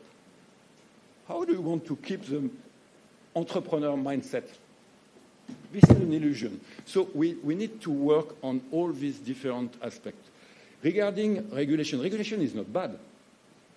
But the question is the objective of regulation. In the field of health, we should have one objective, which is to increase the quality of diagnosis. Where is it? Nowhere. This should be a kind of Manhattan Project. And once we have that, I can tell you everything is much easier for entrepreneurs. So we really need the EU to have real political objective and regulation to support this objective. And you know, regulation can support innovation. Regulation is not bad in itself. When the digital platform, Amazon, Google, are critical with regard to European regulation, they are critical with regard to DSA and to DMA. They are not implemented yet. And up to the moment, there was no regulation. So they developed massively in Europe. I don't know why they are explaining that this regulation prevented them to develop. I mean, they are doing 30% of their turnover in Europe and 50% of the result. And they don't pay anything. So maybe the question would be to regulate more and maybe to tax a bit. But I think we should put the right question at the right level. And we need the EU, we need a strong EU, we need a forward planning EU, and we need a seamless EU. Because I'm very happy to see the 27 Commission here. But when you engage discussion with the European Commission, you need to engage with each DG. Do you see how difficult it is? After their program, their excellent program, I mean, the EIC, European Innovation Council, is remarkable. It's a kind of DARPA. But let's be honest, this is a cherry on the cake. And DARPA is a cherry on the cake. Because you have the $150 billion of expenditure of the US Army, which is sustaining the development of startups. Where are they in Europe? Nowhere. So we need to develop this ecosystem, and this should be a top priority of this present Commission. I love the word competitiveness. But I know so many states which are competitive without growth. So we need not only a competitiveness agenda, but we need a growth agenda. And in addition to that, given the non-cooperative behavior of certain allies, partners, maybe we need also a power agenda in order to transform the European Union into a global, sustainable, and responsible power. Thank you. Let's talk now to someone with a growth agenda. Mateusz Frances is State Secretary for the Ministry of Economy of Slovenia. You're a national policymaker and innovation advocate, and you've worked on programs that aim to bridge regional innovation and European funding. I hear that you're now preparing a strategy for startups and scale-ups. What stage is it at, and how can a right-sized country like Slovenia benefit from being a hub?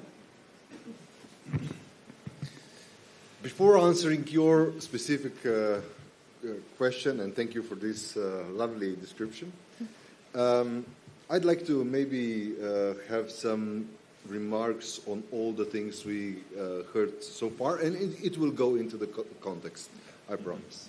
In 3 or 4 minutes. Yeah, of course. Okay. First of all, I firmly believe that we already entered the biggest change in global economy in human history, no doubt. With all the changes, technological, geopolitical, cultural, social, all the effects interconnecting and creating, this something new. I would like to quote Antonio Gramsci at this point. He wrote in Prison Diaries in 1929, "When the old is dying and the new cannot be born, the variety of morbid symptoms appear."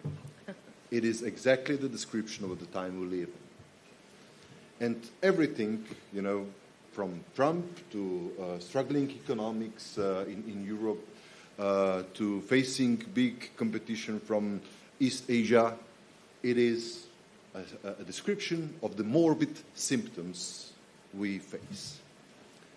So I strongly believe, some of the speakers mentioned Draghi report today. I'm a strong believer in a Draghi report. Draghi report showcases a role of a modern state, a modern Europe, how we should act in order to share risks, because what we are facing is low investment. Europe is not in crisis because of regulation. Europe is not in crisis because of green transition. Europe is in crisis because 15 years ago, on the peak of global financial and economic crisis, we choose the wrong recipe. We choose to save money, to put heavy burdens on businesses on one hand, but also with impoverished public sector. China and US, on the other hand, invested massively and developed new mechanisms in order for businesses to have a courage to invest. And so it comes to the role of state and Europe in boosting investment. It is about sharing risks. Obviously, I'm a fan of Mariana Mazzucato and entrepreneurial state. So, yes, and thank you for your question. Slovenia tries to do exactly that. Develop a variety of mechanisms that will support researchers, innovators, entrepreneurs, investors in order to develop, innovate, and invest. And we do this with a variety of things. Let me remind you that we have a strong growth of our investment in R&D on all range of the technological readiness level chart. That we are putting a record number of different kind of subsidies.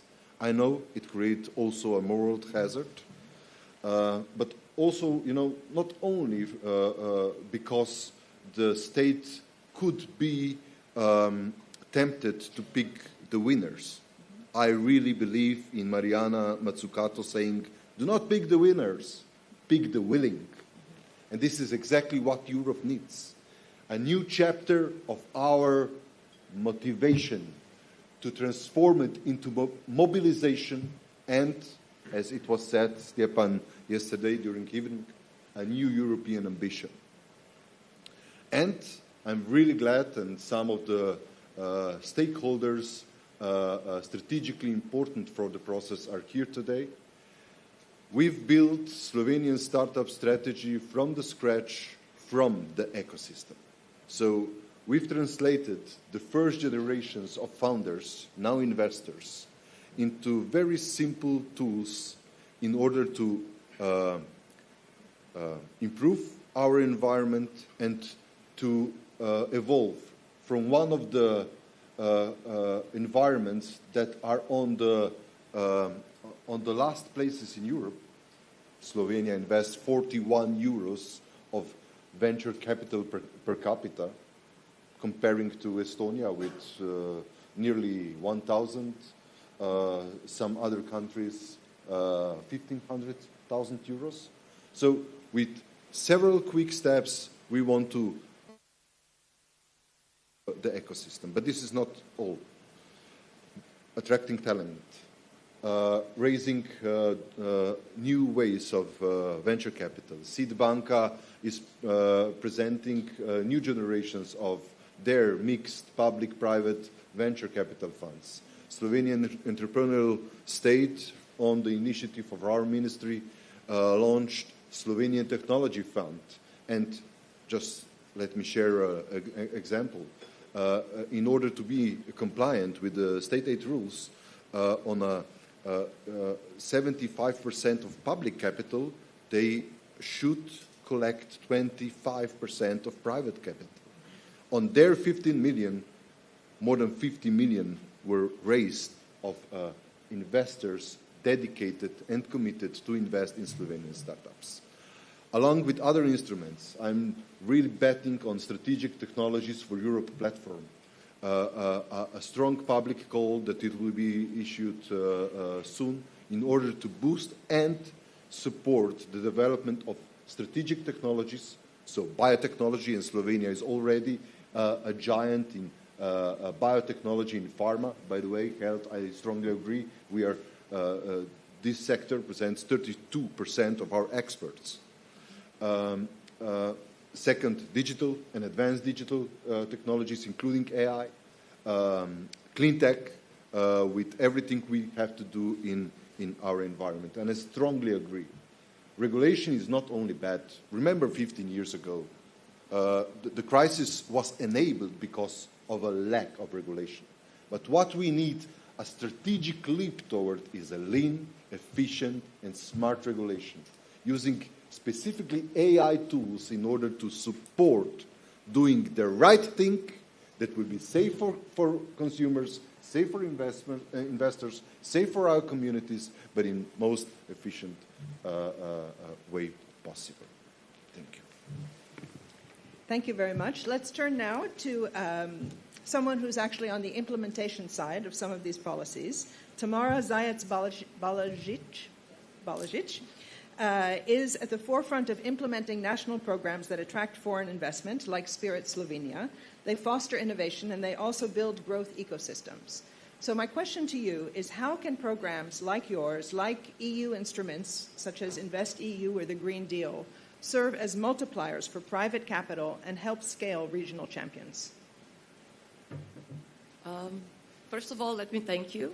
I think being here today is really important to get to the information to the entrepreneurs about how actually operationally they can come and get these public funds and how things will be working in the future.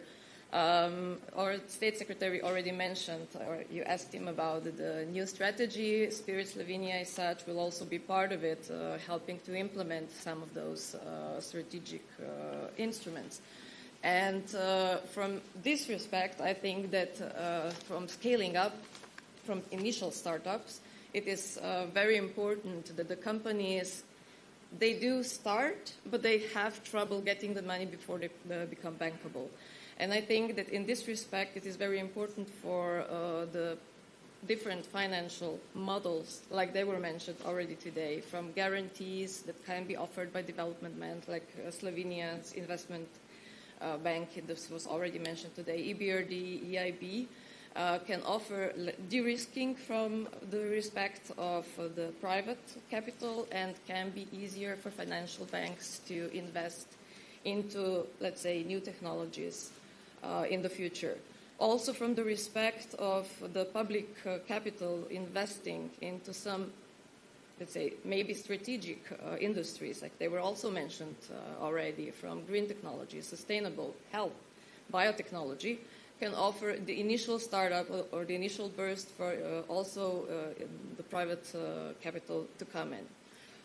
Some other possibilities are venture capital funds that are combined with, on one hand, with the private equity, but on the other hand, also with the public equity. And we've seen also in our region already examples that are being successful. There, of course, I think is still some issue with maybe getting the information out to the entrepreneurs, to the companies, to the startups, and having this dialogue, the open dialogue, to listen to each other and make these tools even more, let's say, equitable for them. Thank you. All right, the lightning round has been reduced to 30 seconds per person, right? But it's an easy question, right? What is one instrument, sovereign or institutional, that could be a game changer for scaling Europe's promising companies? And you get one word and one sentence to explain it. Yeah. Ambition, the will of every European citizen to succeed on the 450 million European market with 30 million European businesses.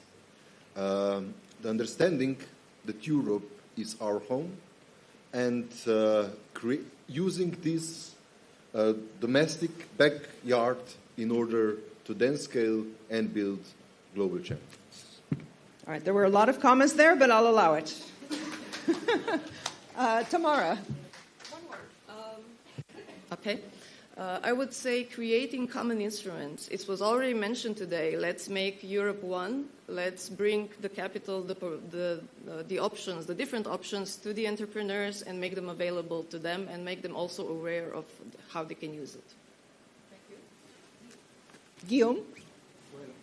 I have asked the question to a former Biden advisor some weeks ago, the exact question, and he answered me, you need a European army, because what makes the difference in US, in China, in Russia, with regard to tech, in fact, is the investment of the army, a European army.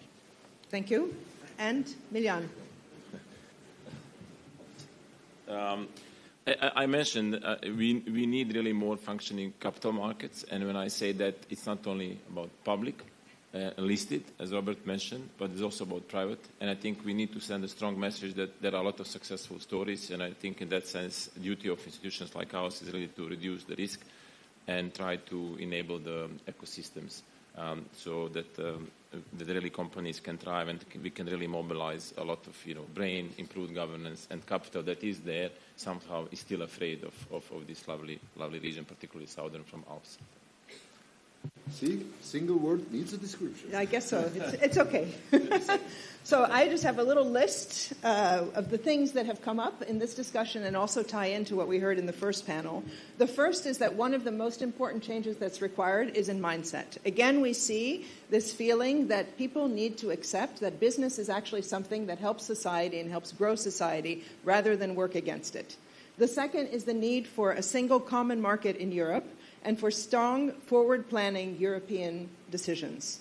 Third, an appetite for risk and the need to share the risk across different players.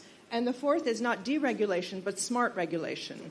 And the smart regulation not only of European companies, but also of those international and American companies that are making a lot of money in Europe. So I would remind you of what Minister Hahn said this morning, that entrepreneurs build companies while governments and IFIs are the environment in which they prosper. That means that there's a role for everybody in this room in building Europe's future. And only by working together can we ensure the positive future of the Future 500. Thank you. And thank you, Mrs. Alexandra Vakru, and thank you to all panelists. We have time, but I know that we need a break. Anyway, is there any questions, remarks, opinion in this room? Please raise your hand and ask our panelists. Okay. So we need a coffee break. Thank you. But please, the coffee is outside. Enjoy your conversation, relax, but rejoin us promptly 11:40 because we have to catch the train of this Blitz Strategic Forum. Thank you very much.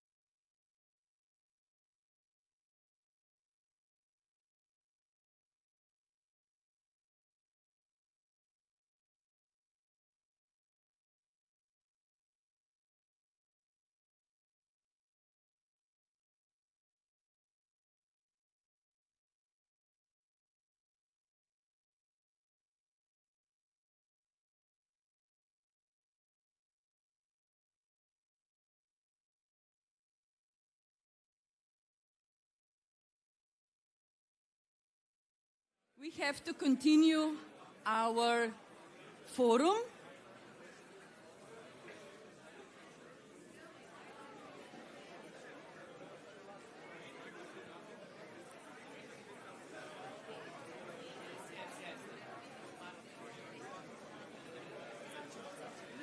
Sad ćemo, Vanja.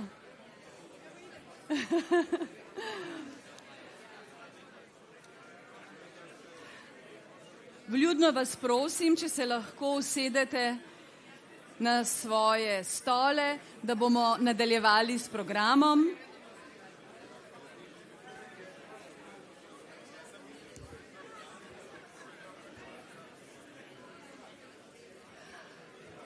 Our new panelists are here and ready for new round table. So, everyone, welcome back. I hope you enjoyed the coffee break and the conversation outside, because often those informal exchanges are where the relationship, business relationship, starts. And now, dear guests, I have to be Iron Lady, so please take your seats, because we have to continue our program.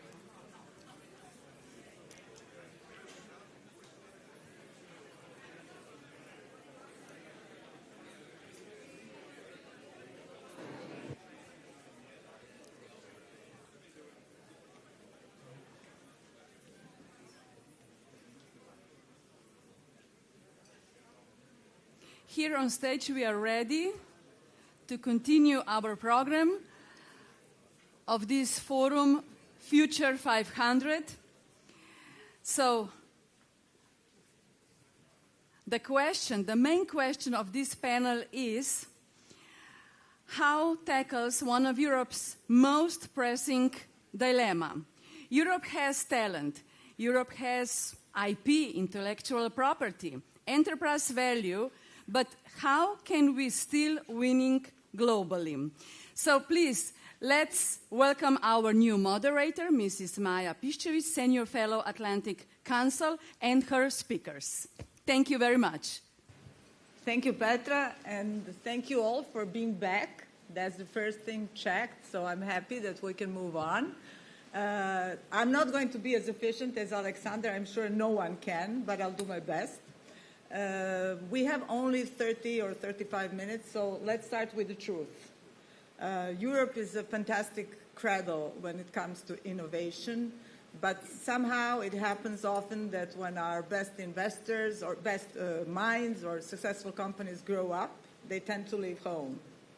So some go to Silicon Valley, people, some IPO go to NASDAQ, headquarters move to London or New York, but the result is the same. We lose people, we lose ideas, we lose intellectual property, and we lose future jobs. So just imagine, we've heard today was mentioned BioNTech or Spotify or DeepMind. If they scaled up all the way from here, from Europe, what would that have meant for European competitiveness, for Southeast Europe's competitiveness, for the Western Balkans? So here's our challenge for the next 30 minutes. Let's try to understand, or at least address the question, is there a way to match U.S. and, for that matter, Asia's market advantages and keep our innovators, our talent, and our intellectual property here? And even better, how do we make that a smarter, more rewarding choice, staying here? To talk about this, I have a fantastic panel. Let me go in this order in introducing them. We have Tomislav Čizmi, Chief Executive Officer from Telemach, United Group. Gordon Kolak, President of the Managing Board, Končar. Branko Milutinović, Co-founder and Chief Executive Officer, Nordeus. And Mark Pleško, Co-founder and Chief Executive Officer, CozyLab. So let me start with you, Branko. Nordeus, I think most of the people here know who Nordos is and what Nordos is doing. It's one of the rare European gaming successes, which started in Belgrade, still is in Belgrade, reached out to millions worldwide with Top 11, and eventually joined the Take-Two interactive family. It's a journey that I guess every startup dreams about. So, Branko, you built a global company from Serbia when most would have told you this is not possible. What almost made you leave, if anything, at any point, and what finally anchored you to stay and grow in Belgrade? So actually, hi. Actually, I've left the country during my fourth year of studies, and back then we did 5 years for a diploma in engineering schools. And I joined Microsoft. I worked on some deep core tech as an engineer. I graduated while working abroad, and then I returned home. So the reason I left back then was because the country kind of lacked, not the future, but like I couldn't see, how my life is going to look like back then. And the reason I came back was really mostly personal, to be with the family, and also because my co-founders were also from Belgrade, so we decided to give it a go and try, and hope, fortunately, to succeed. I think that,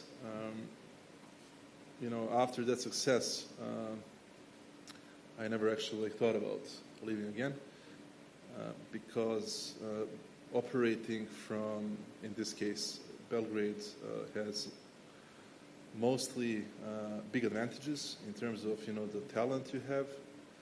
I might remind you, Nikola Tesla was Serbian, and we have many other, just in case somebody's like not sure, and we have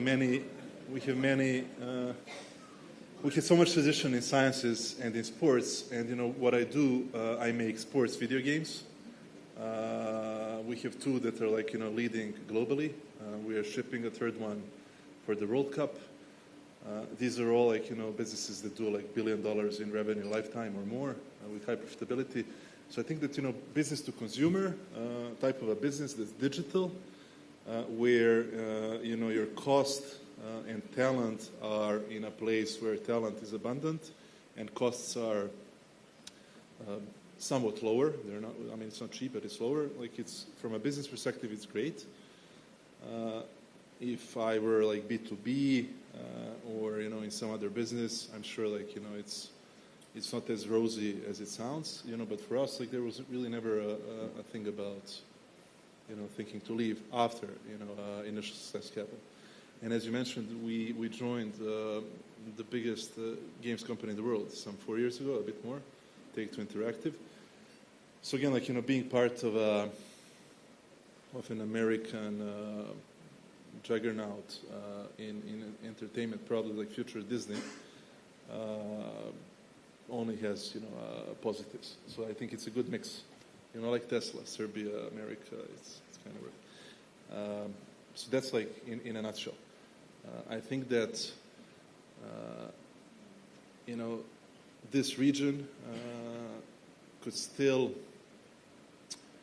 benefit a lot from a more clear vision about the future for the young generations, because it's not that there's not enough smart people, even educated ones. I think it's more about how am I part of the future? If I grow up in Serbia, in Slovenia, in any other country around here, what's life going to look like for me versus being in Boston or New York or San Francisco and so on. So that's the part that's unfortunately not solved yet. But other than that, from my end, no regrets. Thank you, Mark. I would like to turn to you now.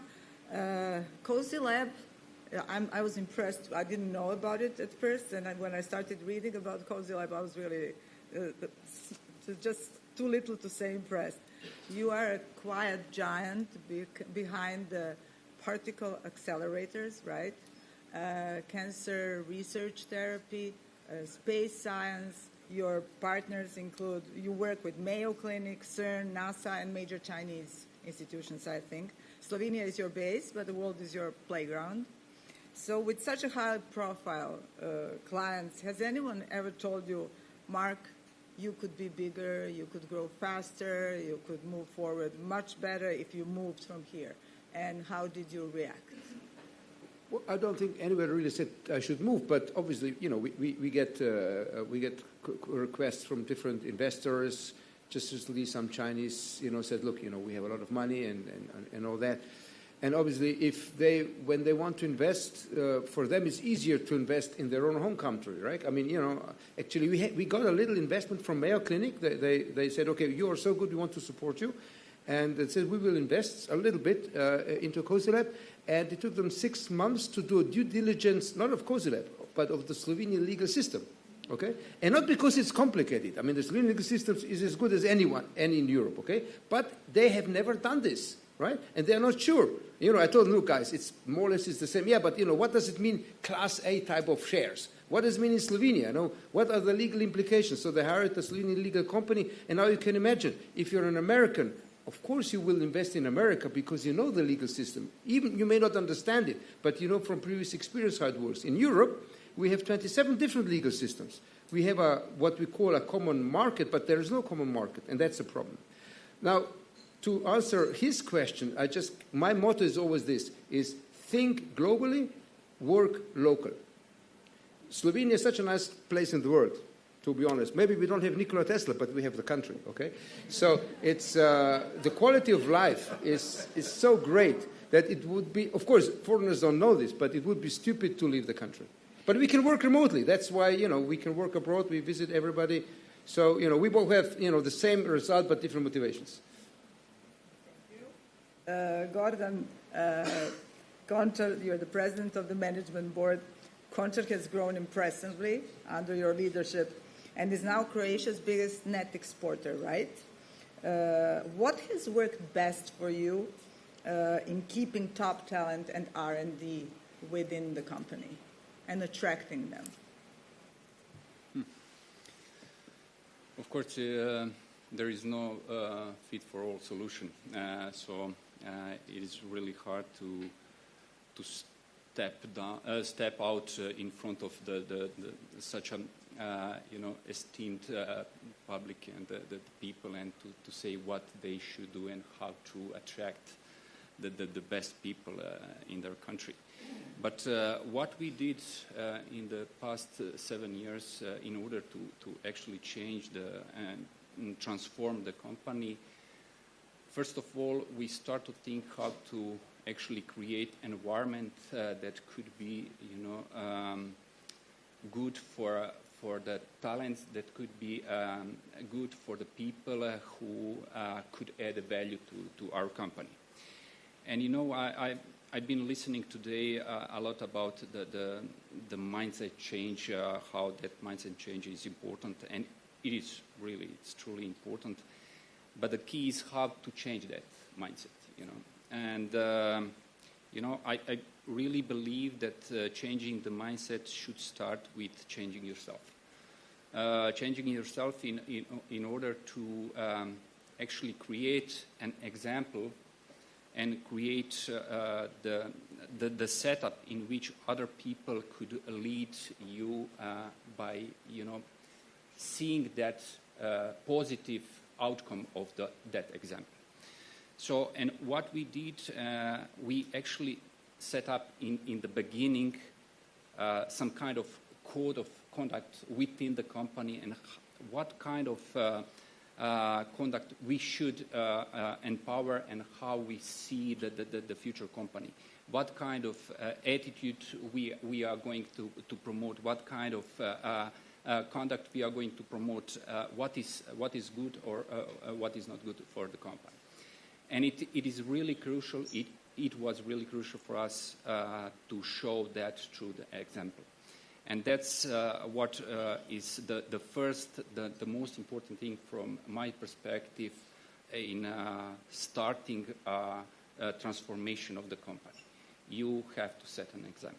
Of course, in the meantime, we also have to define the proper environment in which those people could actually, by adding a value, could participate in technical and technologically advanced projects. So they have to have a platform through which they could actually develop themselves. If they see the benefit of developing themselves through those projects, then they are accepting to be within that environment. And I think that we are lacking of those advanced technology advanced projects, the projects that could actually create that environment in which every single person would like to work in, would like to develop their skills, would like to develop themselves on a certain level. And, being a technological company, having a project such as, creating a new battery powertrain or, building a new transformer line, working in the ESG environment, which highly appreciates environmental issues, is actually setting up the whole ecosystem in which those people would like to work. And of course, we also very connected through decades with the academic community in the region. And that's also quite important because we might influence on the new people, new talents. We might attract them by presenting the cases in contract, by presenting the good practices that we are implementing within the company. Again, showing another example how we might actually change the environment. Because the mindset is not changing because you are requesting some change within the government. You are requesting some change within educational system. It is changing because you are actually enforcing it. We need pioneers who could actually lead that, who could actually create examples that could be, attractive to the young people. Thank you. This is very inspirational. Before I move to Tomislav, I just wanted to offer you an opportunity after we finish the first round to raise your hand and ask a question. Let's see how that works, but I'll be very grateful if someone has a question for our panelists. Tomislav, United Group is a tech and media powerhouse in Southeast Europe, and Telemark Slovenia is right at the center of the region's digital transformation. That means a front row seat to how talent and ideas move in, out, and across the borders. So from your vantage point, what is the single, I know it's hard to take the single one, but what is the single biggest magnet pulling talent out of the region, and can we realistically compete with this? So what is the most important for the talents are exciting projects. And I would like to thank Mr. Knorr for bringing actually their joint venture with one of the entrepreneurial idea, which they developed, scaling up the business and bringing up United Group to the levels of from the Telemark local operator to United Group, which is today making 1 billion of EBITDA every year.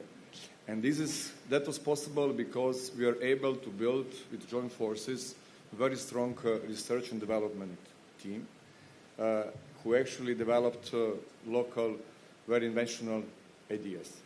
And for example, our platform, EON, that is working our video and pay TV, it's all developed internally in the house. So this is one example. And the key point is, to answer your question, are exciting projects and investments. Because investments are those that are bringing possibility for the talents to develop and to stay. Mm-hmm. And if I look to the telco industry by itself needs consolidation. Because today European telco industry is not competitive. If you compare to the US, you have the 3 major operators dealing with about 100 million people per one operator. In Europe, you have 35 major mobile operators, with the average operator has about 5 million users. If you're going this to Slovenia, then we have here 4 operators. Hopefully going to be 3, because we signed a contract for acquisition of T2 1 year ago, and 1 year we are waiting for the approval. But In Slovenia, there is 500,000 people. In Germany, there is 27 million people per operator. Compared with the US, where it's 100 million. So if you just look at these simple numbers, it's obvious that our investments are hardly profitable. So we need changes. And one of the key changes is the consolidation. And by developing those projects, by keeping those talents, by keeping the knowledge in the country, we are also protecting our data. We should not forget this, because by moving the talents abroad, it's also going the data we have abroad. I'm happy to see that also there is not just the brain drain, but there is also reverse brain gain. Brain gain, exactly. And but it's not good enough. And for this, we have these major changes, especially in the investments. And by these initiatives, I really especially thank for Mr. Orešković and Atlantic Council. It's something that also the part of this game that we need, because we have to recognize the ideas and then to make them possible. But the key for this are investments, and telco industry. It's one of the strategic industries that can actually support that. We should treat this maybe today as a defense or energy, because by this we can make it possible to work locally, as you said, and compete globally. And this is what we can do. Thank you. Questions? Questions? One question. No questions. Oh, yes, there's a question. Please, introduce yourself, please.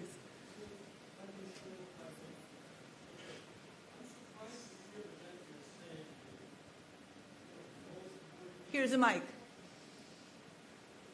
Thank you. So I'm surprised to hear a gentleman saying that the most important thing is to offer interesting projects, right? To the young people to stay here, not to go abroad. So, when we invest in private equity investments throughout the region, the key issue that we see in every single investment in the region is that young, motivated people are not able to get share options, because share options are taxed at day one when they are offered. So if you lack this kind of a basic setup, all the interesting projects do not matter. Because if you are a young, talented IT guy, you go to US, you get the options, so that's it. So bottom line is, I think interesting projects are great, but the Maslow pyramid of needs is very clear. First, you need to have basic needs covered, and then the interesting projects can make the change.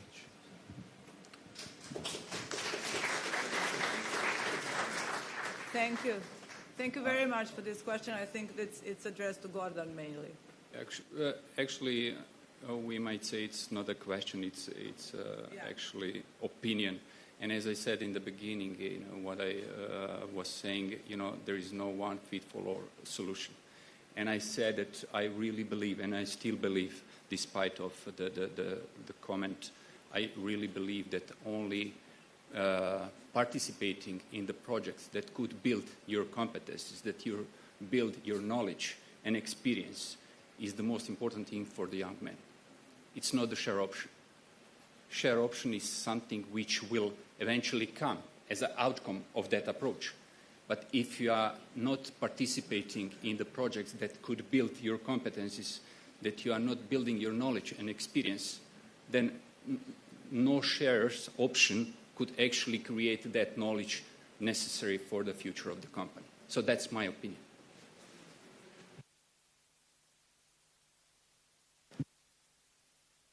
Questions for now? Maybe you'll have one more opportunity. Okay. Branko, one really short question for you, and I hope you will give an honest answer.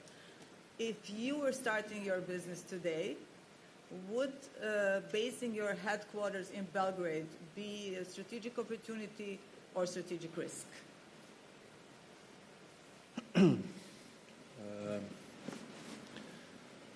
So it's okay. One opportunity is that actually, in Serbia, share options are not taxable until the gain is made.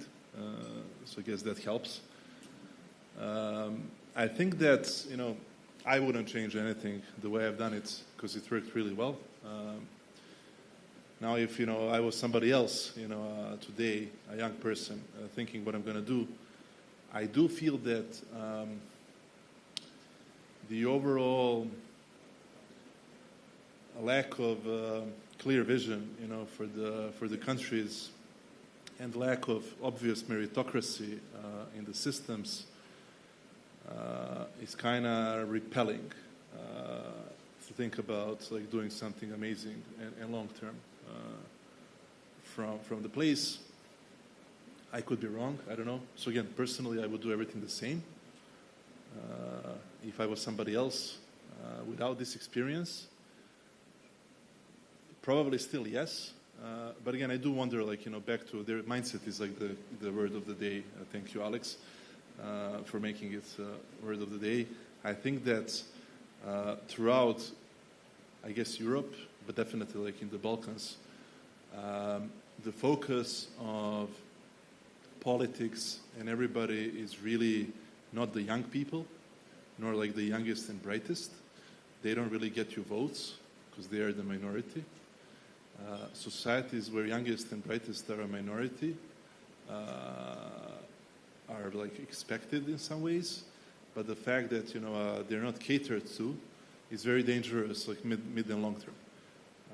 So investments would rather be in hospice care for elderly than maybe medical research, where young brains could do something about it. So I do wonder, how that gets solved, and what's that going to do for the people that are asking that question themselves today. So again, I'm not that person, and even if I did, my answer would be the same. But I do feel that. How many young people are here in the room today? Like, who's younger than 40? There's like 10 people. Who's younger than 30? Which is, good and bad. So the good thing is, like, maybe you should all think about, like, who you are doing your work for, and politicians in the room, like, who are your policies and these going to affect, actually, in 15 years. It's not only, about the votes. I guess that's it. So your advice to, I don't know, your son, if he was at that age, would be start here and stay here? Again, I think it depends on the context. So if you're talking specifically like building a business to consumer, like video games that are distributed digitally across the world, I would still say yes, because again, like the talent you get and the hunger, back to what you were saying. So I kind of agree with both of you, if that's okay. I think it's important to offer like anybody who took the risk and contributed significantly to some giant success. You need to offer them the upside of that, which is share options, for example. But at the same time, if like that's the only motivator or even the main motivator, nothing's going to happen. So the intrinsic motivation needs to come from, I'm going to change the world, I'm going to make something amazing, and so on. Which is why I started my company. It wasn't like to really make money. So again, like if you are operating, in that specific domain, business to consumer around the world, anyways, like your domestic market is not going to be more than like 10% of your revenues. Even if that's like, if you're in US, maybe it's going to be like 20%. So American gaming companies, they make like 20-25% in US, and the rest comes from the rest of the world. So in that sense, it doesn't really matter. It does matter, like, where you feel like home, where you feel like you can do your best. So again, like in that very narrow context, I would make the same decision. Doesn't mean like things are great and everybody's going to make the decision. It's quite, not quite the opposite, but it's definitely not as simple as it sounds. Mark, similar but slightly different question for you. You work with some of the most ambitious institutions in the world. What would it take, in your opinion, for Europe to change its game, now I'm using football terms, from offense to defense attitude in this global market, competitive?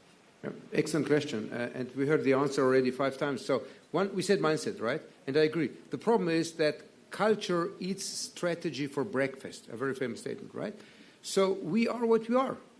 I don't think we can change our culture. At least we need at least one generation to change. However, to be a bit optimistic, in Slovenia, things I see are getting better. When I started the company, I didn't even dare to say I have a company. And whoever became entrepreneur of the year, then the next day he got the tax office, checking his accounts. Now, this year, I became entrepreneur of the year, and nobody even cares about it anymore, okay? And I also think young people, they see this as a good career. I think that practically, Europe is not even a confederation of 27 states, right? It's just a society of 27 states. If we achieve the real common market, common law. In China, they have 1.4 billion people following the same rules, okay? So if you start a company there, it's going to work in the whole, in the whole of China. In the United States, the same thing. In Europe, it is not. So when we talk about common market, it should really be common market, also common rules, common law, common healthcare. We are in healthcare, but every country has different rules. Once we achieve that, then we have one market, then things will become by itself, and culture will just change by itself. Thank you. I have to say, this answer I'm hearing a couple of times already, that we need a common or single market to really become a single market. And I have to say, coming from Serbia and from other countries which are candidates for EU membership, this is kind of scary, because the main aspiration of businesses is to become members of the single market. And now you're telling us it's not really single. So we hope that by the time we get in, you're going to fix that and make there is a single market, but you didn't read the fine print. Oh, okay. So, Gordon, with your experience in modernizing manufacturing and driving digital transformation, how can Europe help the industrial champions stay competitive globally without relocating abroad, either for scale or for capital? I would rather ask myself how we could actually help ourselves to be better, not how the European administration or, the Brussels or even the administration of your government could actually change the setup. So we do live in a certain setup, and we have to find a way how to work in that setup. So we've been listening about the common market, about the enforcing the administration to change the regulation, about many things, and probably most of them are not going to be changed after this workshop, after this conference. So we are again coming back to our companies, and we have to deal with the current setup, and we have to find a way how in that setup how to find a way to grow, how to find a way to actually create another value, how to actually find a way to cooperate with other companies who could actually, together with us, build the certain part of environment in which we might succeed. And in that sense, I think that within the Europe, we need more partnership than we've seen so far. And that partnerships are really important for us, because we are not just sharing the risk, we are actually creating the environment in which we are enlarging our market.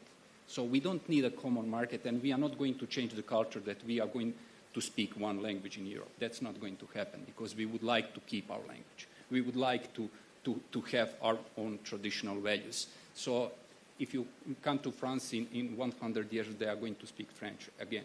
They are not going to change it. So what we need to try to, through those partnerships, we have to enlarge that potential market for us. And we are trying to do that. For example, we are partnering with the Siemens Energy on various fields, how actually to expand on the certain markets, how to use their part of the market, and how they could use our part of the market, sharing the risk, sharing the knowledge and experience, investing together in the capacity. So those small partnerships are creating a new environment which is much bigger than an environment you had yesterday. So we are not here to change the world. We are here to change our businesses. And it is quite important for us, for all of us here, and we are stressing out how business is important for life. But in the same time, we know that the health care is also important, maybe even more important than the business.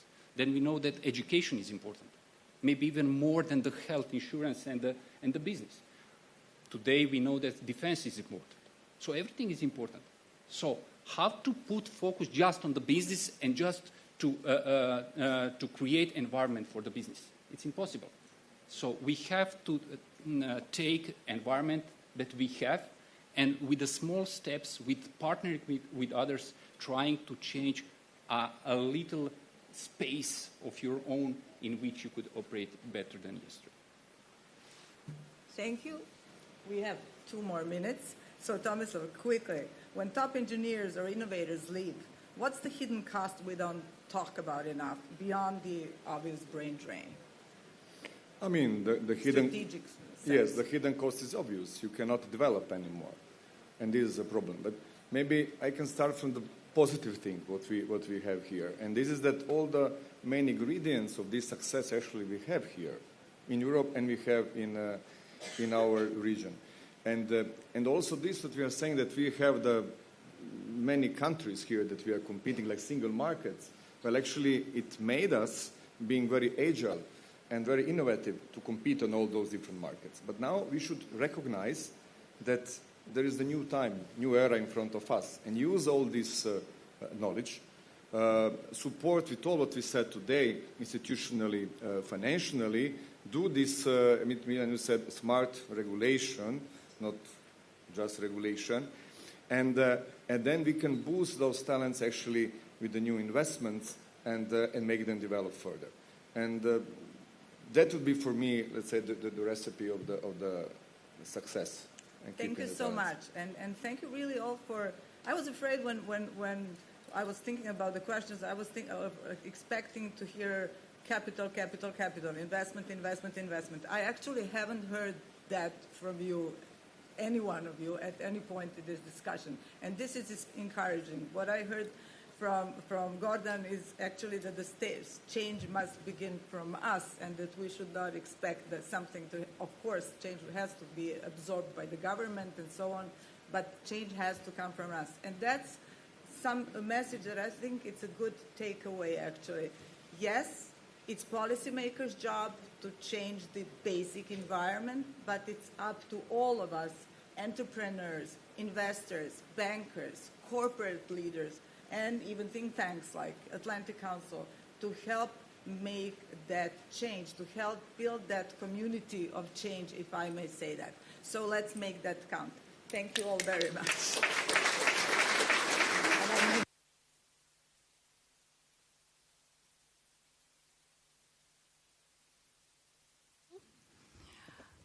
The panelists, thank you, Maya, thank you, the panelists, and thank you for your comment, your opinion, Mr. Schroll. So let's move on. Let's turn to the people again who built companies from scratch and took them to the global stage. This is our business spotlight, led by Aisha Vodnik, chair of AmChams in Europe. Please, Aisha. But we are having now a different format. It's very simple. A short video introduction followed by fireside conversation focused on practical lessons and personal journeys. But we have to begin with this video message from Mr. Broška. He's a founder and CEO of InPost from Poland.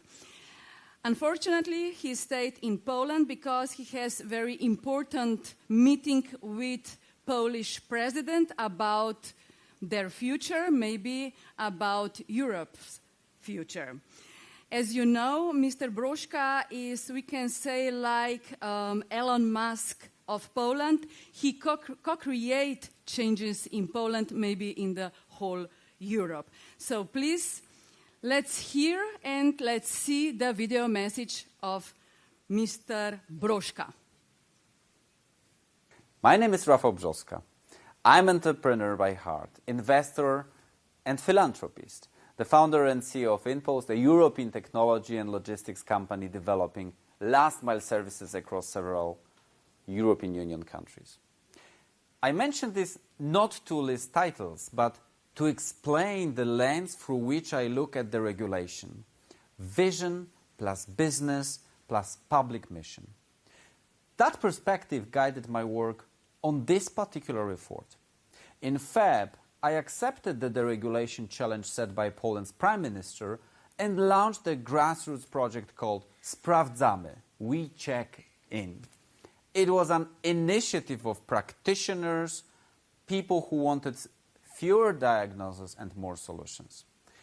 Our goal was straightforward. Propose a package of the regulation, simplification and business-friendly measures so that citizens, entrepreneurs and administration can act faster, more efficiently and more responsibly. From the outset, we chose transparency. We created a dedicated website where any citizen or organization could submit ideas, see what we were working on, and leave feedback. That communication channel became a bridge between everyday life and legislation, between the realities facing Polish businesses and the legal framework that governs them. Above all, I want to emphasize what really makes me most proud. This initiative was built by an extraordinary team of several hundred people full of passion and discipline. For 100 days, most of them worked pro bono, balancing a public mission with their professional duties, often at the expense of private time.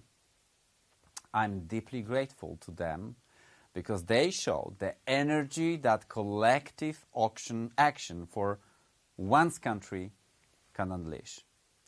The public support proved invaluable as well. Over 15 to 16,000 submissions, 500,000 votes, and thousands of comments on sprawdzamy.com website made clear what citizens expect from the state: simplicity, predictability, and an end to bureaucratic absurdities. This was not a demand from a single sector. Of course, it was the voice of a majority that wants normality. And we achieved something rare in public life in Poland, and I suspect in Slovenia as well, a consensus across political lines. It was the first grassroots deregulation initiative of this scale in free Poland, and I'm convinced it will not be the last one.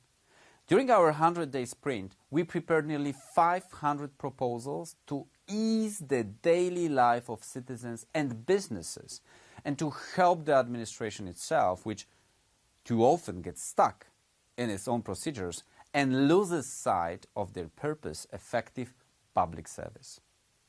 From experience, I know that hundreds of small yet vexing barriers act like a handbrake. Release them and the economy moves faster, institutions work better. We wanted our work to have a real and measurable effect. So we defined 7 priority areas, our so-called Big 7: taxation, digitalization of public services, the justice system, energy, EU law, healthcare, and improvements in public administration and the security sector. This was a true roadmap with clearly identified bottlenecks. And crucially, we have tangible progress. As of today, 73 Sprawdzamy proposals have entered into force. 50 proposals took the form of acts of law and were signed by the President of the Republic of Poland. The new President, Karol Nawrocki, whom I mentioned at the outset, has already signed 18 of our proposals. A further 23 proposals were implemented in other ways, for example, through guidelines or regulations. 144 proposals have been accepted by the Council of the Ministers, and 64 are currently before Parliament at various stages of the legislative process. I thank President Karol Nawrocki for his careful approach to the regulation and his pledge to sign bills implementing Sprawdzamy proposals. That is essential if good solutions are to start working quickly for millions of Poles, especially for small firms which most keenly feel the weight of regulation. I must add, however, that some of our energy sector deregulation measures proposed in the interest of citizens have not found favor with the new presidential administration. But we will work to explain more clearly why they matter to households, listen to the reservations in detail, and also respond to each of them. At this point, I would also like to highlight the role and importance of the people with whom we have worked on this project so far, to thank them and also to convey that I count on further fruitful cooperation on the project. I thank you, the Prime Minister Donald Tusk, and the government for undertaking this effort. And I thank all parliamentarians from every side of the political scene for supporting the regulation across party lines. Thanks to this, individual proposals, once transformed into law, will serve the Polish people rather than becoming grounds for political conflict. I also thank the President Andrzej Duda, with whom our cooperation has naturally already come to an end, but we appreciate his openness to projects that came into effect with his involvement, specifically at the beginning. Let me now briefly list several key proposals and invite you to consider whether similar changes would be helpful in Slovenia as well.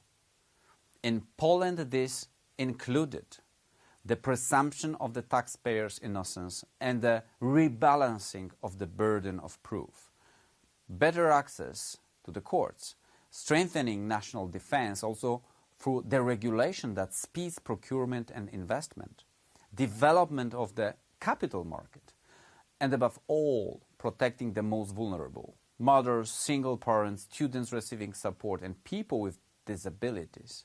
We also focus on faster access to medical specialists and improving debt recovery, especially for small firms. We consider silent consent after administrative deadlines are exceeded to be critical, as well as rational redesign of local court jurisdiction. Underpinning this is the continued digitization of public services, which saves millions of citizens time, but also money.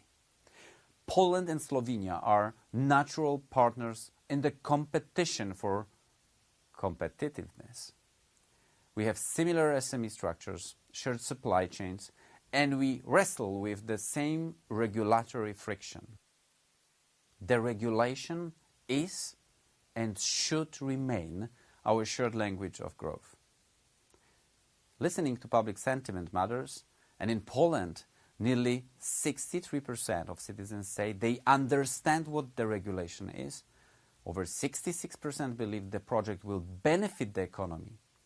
Nearly 75% see gains for SMEs, and 62% foresee benefits for ordinary citizens. I suspect Slovenian public opinion would align closely because the desire for clear rules and a capable state is universal. The sense is simple. We must make life easier for everyone, workers, entrepreneurs, and officials alike. Good procedure is good for all.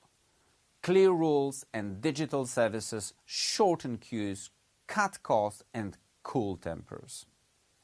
A state does not lose authority when it gives people back their time. It gains it. Let me finish with what matters most. We have reclaimed, as citizens, our rightful place in relation to the state, as partners, not petitioners. And that is how we must continue, step by step, statute by statute, with respect for institutions and determination in removing barriers.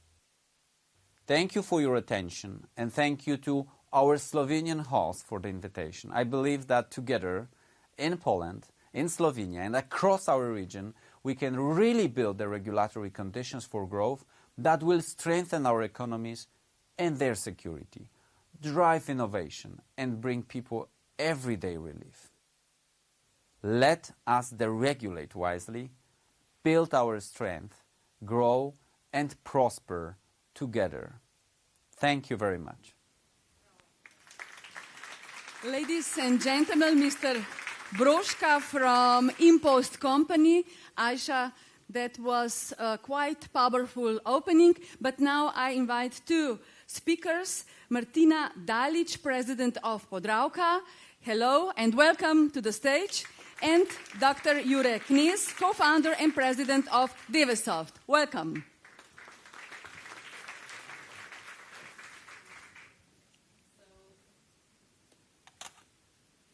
We'll just wave, Jure. So welcome on the stage. I'm really, really happy that when hearing about how mindset shift is important, we have here two great examples of business people who not talk about the shift, but are doing it. And I'm certain that with entrepreneurs like you, definitely what we heard is super important, and that is vision and business, and that is passion and discipline, and simplicity and predictability of our environment is already there. So first I'll invite you, all of you, to do a sort of game of associations. So when I say, please also you think about it, when I say entrepreneurship, Martina, what would be your first association? Idea, Jure? Entrepreneurship, way of life. Okay. When I say Europe, the first association, stars. Stars, great, Jure. I can't hear it myself, but I think of a really, really old lady. Okay, and when I joined entrepreneurship and Europe together, Martina, what that would be? A problem. A problem, okay. Jure? Okay. So we know that many times we think too much about the issues, and then you entrepreneurs bring the challenges and you bring the solving of that. Jure, you started your company, one of the most respected European deep tech companies, from Trbovlje, from the Slovenian Valley, from Tri Krasne, which Slovenians will understand. If you would put that in AI, you think that is in the three great ones, but actually Tri Krasne is in the end of the world. But what you actually are doing in Trbovlje and how you change the society, you're really making Trbovlje one of the cores and the hubs of the deep tech. And maybe how the spark came and how did you lead that to become one of the greatest companies in Europe? Yes, actually when we started our business, if we would be focused only on our local region, then we would have 3 employees. So at the beginning we needed to go out in the world, and then we learned a lot. We learned what works, we learned what doesn't work well, and we have seen that the most important thing is the environment. And if the environment is welcoming, the people will come, and if it's not, they will leave. And this is actually the spark which I believe changed our region from the most underdeveloped region in Slovenia to at least to have a future. And these strange, odd creatures, animals called entrepreneurs are not only welcome in our region, they are heroes. They are in the environment which is helping, where they can discuss, and I think this really changed our environment. And last year we built one of the last factories which were possible to rebuild from the old Yugoslavian times. And just last week we were discussing that we need to put in some walls to accommodate all the new ideas. So basically we are full, and we need to think about the new steps. So always evolving. And whomever did not hear about the book that Jure wrote, Acrobats, this is something that we can, when I think about entrepreneurs, I now think about acrobats, so thank you for that. Martina, when you came to Koprivnica, you did not come to a company that didn't have tradition, didn't have already many processes there, and you had to do a spark of transformation, of modernization. Do you think that was harder, and how you as a person actually demanded the changes and how you achieved them? Well, I think it is important to underline I'm not an entrepreneur, I'm manager. I mean, Podravka, Grupa Podravka is listed on Zagreb Stock Exchange, and it is a traditional industry, something completely different than the example we heard about. But I would say, if I have to say anything, that personally as a manager, I have few goals of my own, which are not related to the financial indicators and corporate structures.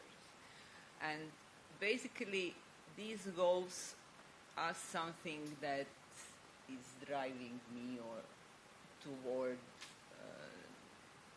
achievement of transformation, financial, structural, organizational of the company. And in order to understand such a structure of personal motivation, it is important to know, although some people in the room know, that there are two things everybody should know about Podravka to understand the transformation. Podravka is a very big company in a very small town. Koprivnica is a small town even for Croatian circumstances, 17,000 working people, of which 4,500 is employed in Podravka and Belupo, which is the heart of Podravka Group. And as such, company is or has been for a very long period of time under a strong influence of local community, local structures, local values, and local views on the business of the company. And the second important thing is that the major shareholder in Podravka's ownership structure is Croatian government. So it is majority owned by Croatian pension funds, but state has an important stake of 25%. These two things, I think, held company for a relatively long period of time at the level which was, I think, below the potential of the company. Here in the room is one of my predecessors, Mr. Zvonko Mršić, who was the president of management board between 2012 and 2016, so probably he also has an opinion about what I'm actually talking about. So my goal in such an environment was and is to show actually that the company in Croatian institutional ownership can be as successful as company led by a physical person or by a foreign investor, and that we can do everything that other companies are doing to be competitive, to beat the competition, to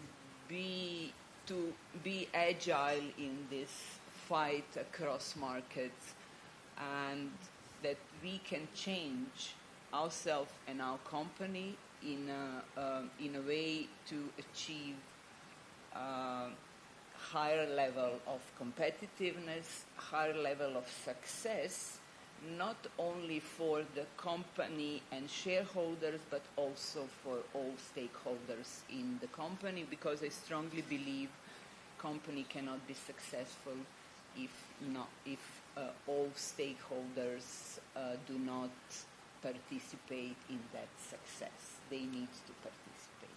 Martina, definitely, as you said, you're a manager, but what I'm hearing, definitely with entrepreneurial mindset. Jure, now when Divesoft is so successful and it's really in the world perceived as one of the greatest companies in the deep tech, and you have great partners, everything seems really easy. But then again, being welcoming to the entrepreneurs and having all that, it started somewhere. Do you think that you as entrepreneurs should not wait that everything is done as it should be, because we know there are many things we would like to be changed, but you can start the story without that? Because also maybe, when we talk about all the values, without capital, it would be really hard to then do anything. So how would you say, because I really don't want to hear all the time, in Europe you cannot do anything. Though it's an old lady, I hope it's still an attractive one. So how do you see how you entrepreneurs can change and are changing the world without everything is as it should be. How we can do it? No, I think that's not the point. Entrepreneurs' mindset is to try, to look at the opportunities and take the opportunities which are there. So our market segment allows that you have, let's say, the environment which is not optimal due to the added value. But on the other hand, we lost a lot of opportunities which moved away because of this. So I think it's not correct to move the responsibility. Oh, entrepreneurs will handle that. We will not. We can do things up to a certain extent, and then our limits are reached. And you can see that by the fact that a lot of young people are moving out, a lot of companies, they change the location. I believe if I look at the Balkan region, at least from the outside, I believe that the Croatia, Serbia, other countries are doing much more aggressive steps into making the environment better. If I look at the taxes and other things, we see that in our day's life, when somebody wants to join from abroad and they look at the landscape and they see, oh, I would rather go to Serbia, for example, to live there. It's nice and I get more money for what the company is paying for. And these are simple things where I believe that we should make a change. And Europe is becoming bureaucratic. I can't imagine the companies starting the business today with all the ESG regulations and all these things. I think we need those changes that we will still have at least a chance on the global scale.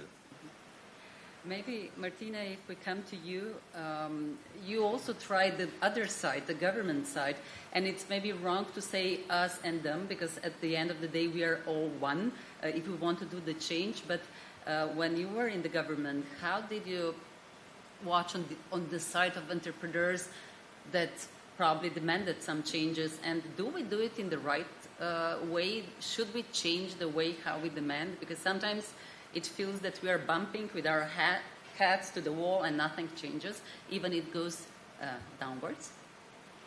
Look, I'm old-fashioned, and I still believe that it is the goal and the only goal of the public service to serve. And to serve the citizens and to serve the businesses. Because businesses, citizens, workforce create value added. And out of that value added, public service is financed.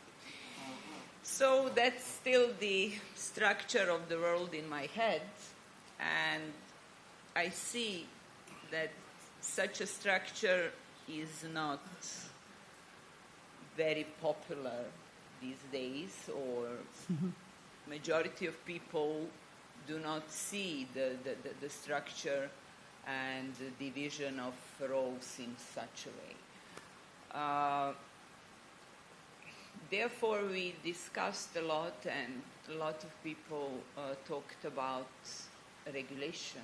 I really believe that regulation is here to enable, not to prevent or ban the business activity. So, in order to reach smarter regulation, in order to reach better business environment, there is no other way but to recognize what is impediment.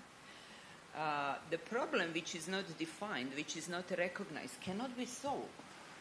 I mean, we can try a series of trial and errors, but if we are not ready to recognize what prevents us, what prevents our businesses, what prevents our economies to be stronger and grow stronger and be more innovative and be more agile, then we cannot solve such a problem. unfortunately, I have to say that I really see a lot of activities and a lot of social processes which are somehow directed to maintain the existing situation and to actually avoid recognizing who is who and who is doing what in the society. I strongly also believe in balance, which means that new industries, new technologies, new innovative projects are perfect and excellent, but also somebody needs to plant the tomatoes. Therefore, we cannot, or at least in my opinion, we should basically improve the balance of different priorities across the society, because it is impossible to build strong upper part of the building if the foundations are not strong enough. And I think Europe still has an important problems with the strength of foundations. Maybe why do you think that there is this regulation all over? We want to prevent any risk which in the entrepreneurial mindset kind of doesn't exist. We want to have bulletproof everything from the scratch, but this doesn't come when we talk startups and scale-ups, even close to how you can build the company. Why do you think we are like that, and what would you kind of say how to change that? You know, my opinion is that every time you see those regulations which are overwhelming, it comes because of the fear. We fear. We were, for hundreds of years, we were leaders, and now this is slowly fading away, and we fear what the future will bring. And I believe with this mindset, we will only accelerate this process. We should not be afraid of the future. We should control our future. At the moment, we don't control the top technologies of the future in e-mobility, in energy, in many, many different aspects. So what are we afraid of? You know, in my opinion, we are losing anyway. So let's be more aggressive to try to win, you know. So I believe this deregulation is absolutely necessary. The first step, I was very impressed about the speech we heard. I think these are the right initiatives. Let's not be afraid of the future. Let's just take the future and own it. So let's be bold, and you are doing it in that way as attracting talents. Maybe if you can give us one spark how you do it, because you really nailed it. You really have great people. Yeah, you know, today is really an important day. You know what day is it? 1st of September, first school day. It's the first day of school, right? And there are lots of kids which are coming to the school for the first day in their life, and you know they have glow in their eyes, right? And then when they go to the next grades, this glow is declining. Yes. Why is that? We should educate the winners.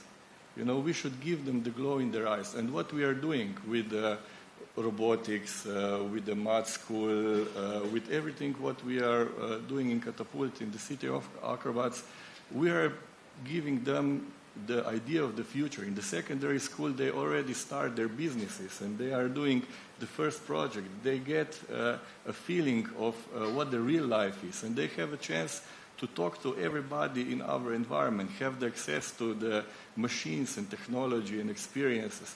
And I think this is the right way of going forward. And this is the glow that we want to see in the entrepreneurs. So you're a great job you're doing, really. Driving here, I heard on radios that a moderator called his son and he said, "Hey, this is your first day of the school. So are you happy? And the little guy said, no. And he said, oh, you will feel that 60 years from now.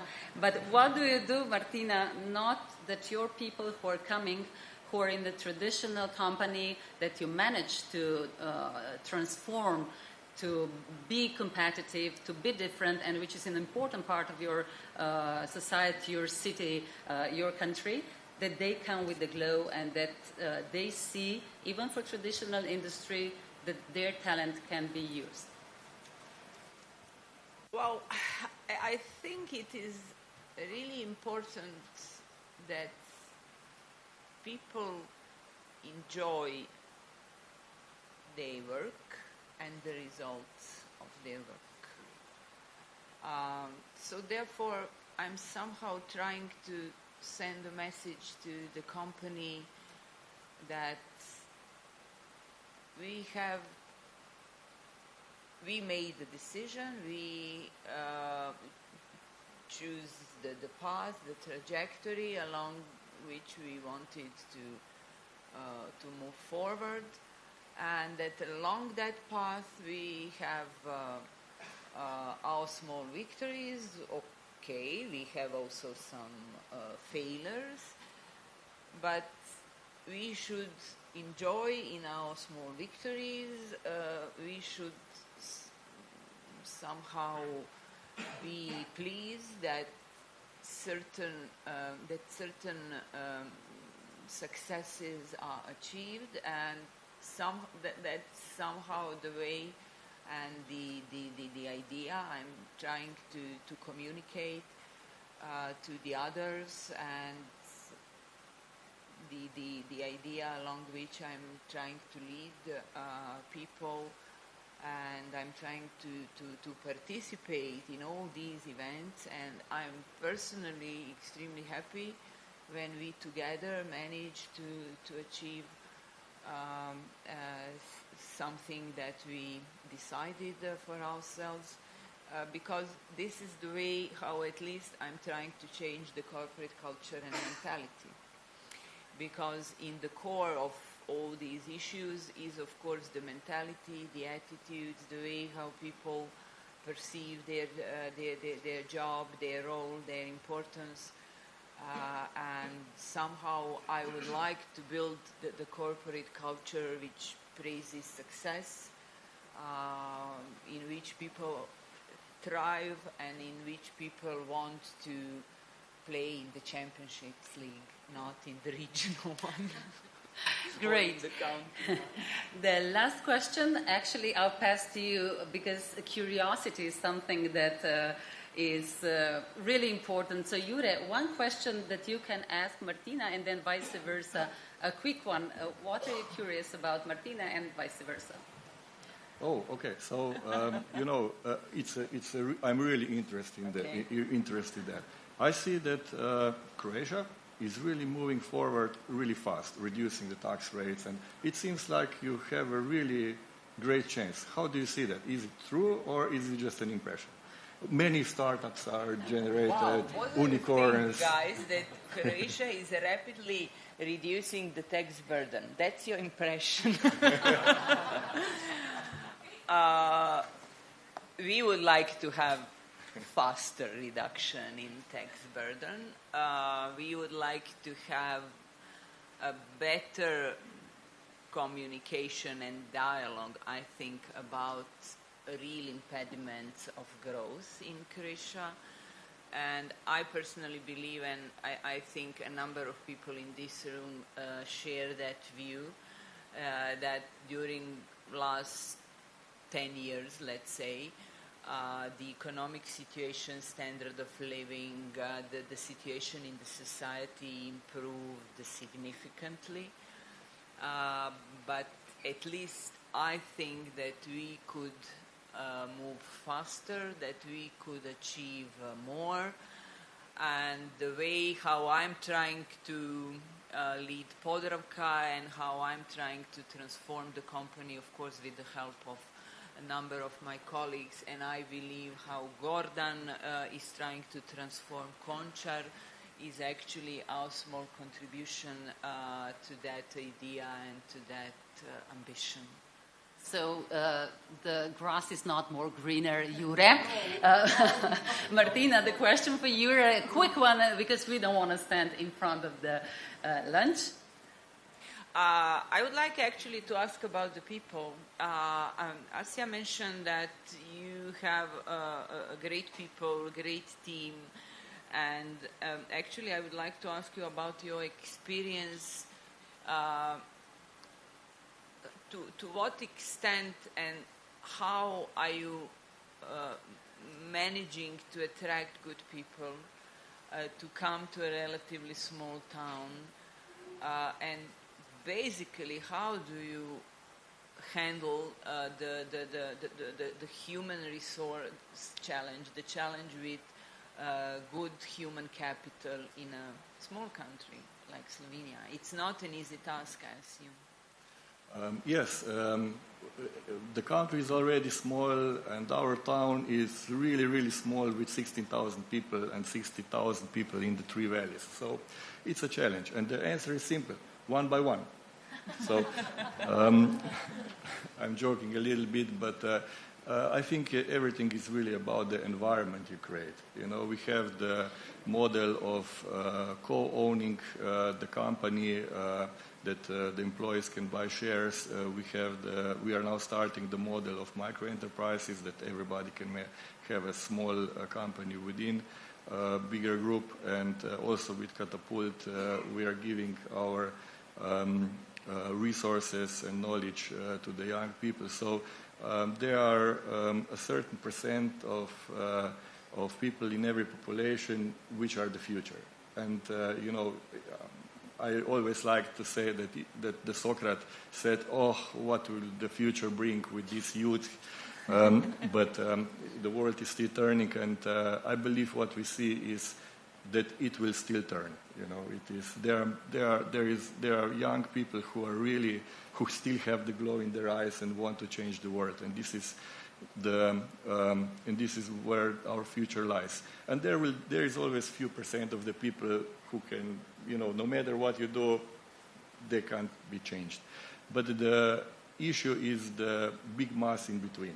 I think for those, the systems needs to be operational and needs to be rewarding and welcoming, that the population as a whole can be successful. Thank you so much for giving us food for thought, also giving us glow and spark. Just one thing, Slovenia is not small, it's right-sized. Thank you so much.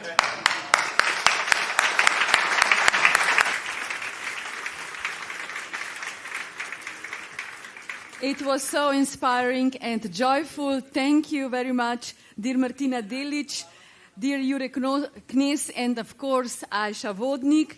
So we just heard the founder's perspective, ambitious, joy, brightness, discipline, leadership, the winning combination. The next step, dear guests, is about building the platform that can identifying, supporting and connecting 500 of the most promising companies from Central, Eastern and Southeast Europe and helping them scale globally. This is the strategic launch of the Future 500 platform. I invite moderator Jörn Fleck, director of the Atlantic Council Europe Center, and his guests, Professor Mislav Ante Omazic, president in IEDC Bled, and Professor Igor Rudan from University of Oxford. Please welcome to the stage. Thank you. Well, it's great to be up here. It's not just the first day of school for children in Slovenia. It's also the first day of school for the Future 500 forum. And we want to, in this rapid-fire session, try and figure out how we keep alive, to Jura's point, the spark, the excitement, the curiosity of everyone involved in this initiative. And from the Atlantic Council Europe Center perspective, we're delighted to be partnering with the IEDC Bled School of Management in launching the Future 500 Forum. This will be the official launch session to see really how we build a pan-European platform and forum to identify, empower, and promote the most promising entrepreneurs and companies from Europe, and especially Southeastern Europe, how we connect them with top-tier investors, with strategic partners, and with opportunities for mentorship, executive training, capacity building, and how we take a bottom-up approach, really, to the challenges that so many of the conversations today have already highlighted, how we combine that with, at the Atlantic Council, with our own Southeastern Europe United for Success initiative, and really shift mindsets, the ecosystem for entrepreneurs and innovation, and the policy context in the region and in Europe over time. I think it's been really exciting to see this great full room, to see the energy, the fact that we were able to attract so many great speakers at short notice, and the feedback I've already been hearing in between sessions, that to see that we really struck the right nerve here. So we want to use this short session to help us explore the practical ways of taking this forward, and I'm delighted to be joined by two great panelists. We'll start with, in the room, Igor Rudan, visiting professor at Oxford University and professor and director for global health at the University of Edinburgh in the UK, and someone who's made and is known for his great contributions to global health economics. So Igor, let me pose the first question to you. How, as we develop the Future 500 forum and programming, how can we better or best align with existing initiatives and strategies on innovation, research, competitiveness to amplify the reach and really make an impact? And maybe as a part two question, if I can already weave that in, how can educational and research institutions connect with that effort? Thank you, everyone, for inviting me here. So I'm very happy to share a few of my perspectives. So when you work in global health and development, you're constantly focused on what works, what's working, what's helping. 25 years of my life, I've just been traveling around the world all the time and watching what's been working, but not just for the poor people, but also for the wealthier countries. And in America, something what Varoufakis might call techno-feudalism, but certainly what's worked for them in the last at least 15 years or more is this enormous capital that is willing to take enormous risks and then really push of those who succeed against the government to reduce taxes, to reduce regulation. That's their way. I'm not saying it's good or bad. I'm just saying it's worked for them in the last 15 years, surely. On the other hand, you have China, and I've been to China many, many times. What's working for them is they have this centralized decision-making and everything's top-down, which is helping them to an extent. On the other hand, they are now really embracing robotization, and they can produce everything for much lesser price than anyone else in the world. They have massive number of people, phenomenally industrial country, but also turning to renewables very, very quickly and efficiently. And let's not forget, they also had one-child policy since 1979. So anyone in China who's younger than 47 now is a single child, didn't have any brotherly love, didn't have to share resources with anyone. All efforts from parents went into them, and they're a new generation of people who are going to take over China, and they're going to be very difficult to compete with. So that's America and China, and I'm actually happy to be hearing China within almost each session here, because before it would just be EU and US. Now it's China is very much in the picture, and it should be. But then also what I haven't heard is Africa. I haven't heard Brazil. I haven't heard South Africa or Indonesia or India, of course. So all of these countries are now having something else that we don't have. They're having demography in their favor. When you go to those countries, everyone's younger than 40 really, and enthusiastic and eager. And they don't feel entitled to good life at all. In fact, they're feeling angry towards us Europeans for the situation they're in. And they're trying to make their lives better very hard. So there's a lot of energy and enthusiasm in those countries now. So for investors, they're very attractive at the moment. Africa, if you went to Africa recently, some of their urban areas would really, if not shock, but very much surprised that they look more developed than parts of Europe now. So, within all this context, when you think of Europe, we have everything the opposite of that, unfortunately. So, should we be worried? I think we should be very, very concerned. And one of the reasons for this is because in global development, if you know how regions become world's problems, people think it's because they become chaotic, war-torn, or, But actually, that's not the case. Africa has grown economically for the last 200 years, but it didn't grow as fast as others. So if you're thinking, okay, we're growing 1% and somebody else is growing 3%, that doesn't seem like a much difference, but run it 20, 30 years, and this is exponential growth, and you will see what an enormous difference that's going to be, because this is an exponential function. So you see, already in the last 15 years, we fell behind the United States economically far more than I would have thought we would. So what can Europe realistically do? It's not like it hasn't tried. Horizon program, which you kindly mentioned, has been a success. It's tried to overcome this problem of Europe, of devolved leadership and subdivision and further subdivision. So it created a common environment for science, and all the indicators are showing that it helped. Europe has remained competitive in terms of science. But what I'm not sure about, and so are the others, is all this enormous investment in science and technology, has it transferred well into European companies? Because if it hasn't, then we have a serious problem. And this is now where the problem comes to academic institutions. The leaders of European academic institutions at the moment are really torn, because in America, 50 years ago, it was all about, are you publishing super paper? 25 years ago, it was, are you bringing a lot of grants? But now it's, are you setting up a startup, which university would have like 10 or 15 or 20% stake. And, European academics are, still honoring the traditions of Greek philosophers, I think. They would like to be paid to think and create, but not necessarily to worry about the company formation. So that is the bottleneck. We need to do something here to overcome this bottleneck, to make these 500 companies directly accessible to universities far more than they are now.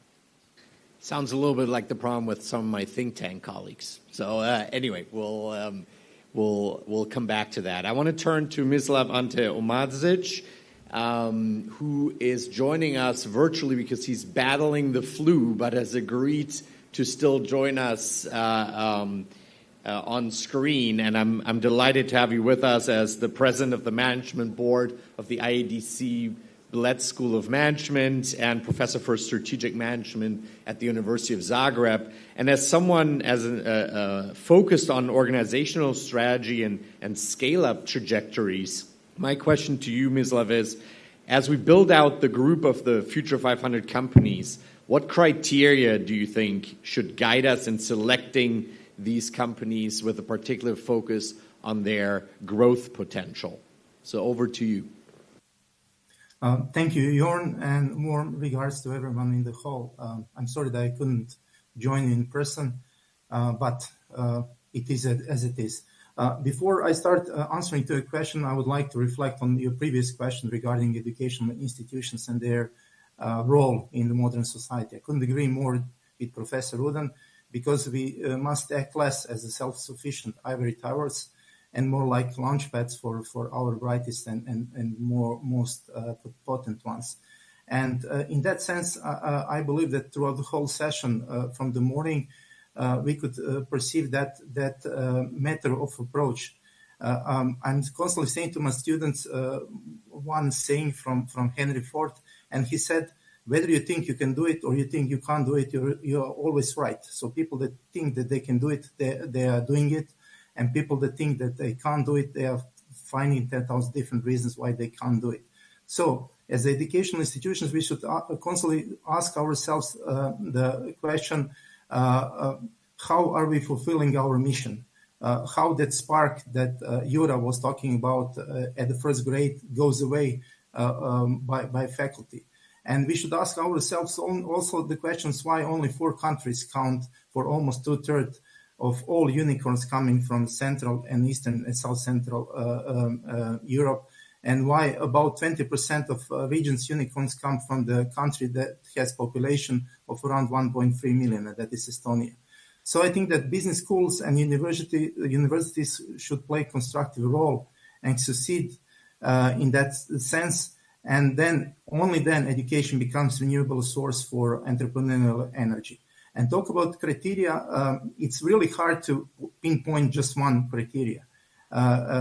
We've been extracting longitudinal studies from different journals on scale-ups, and we came up to 14 different variables. And I think each and every one of them is really important.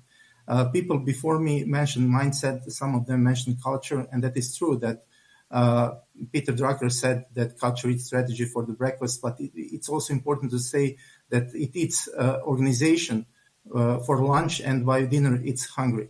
And I think that one of the biggest problem of Europe is its identity, because identity is a part of the culture.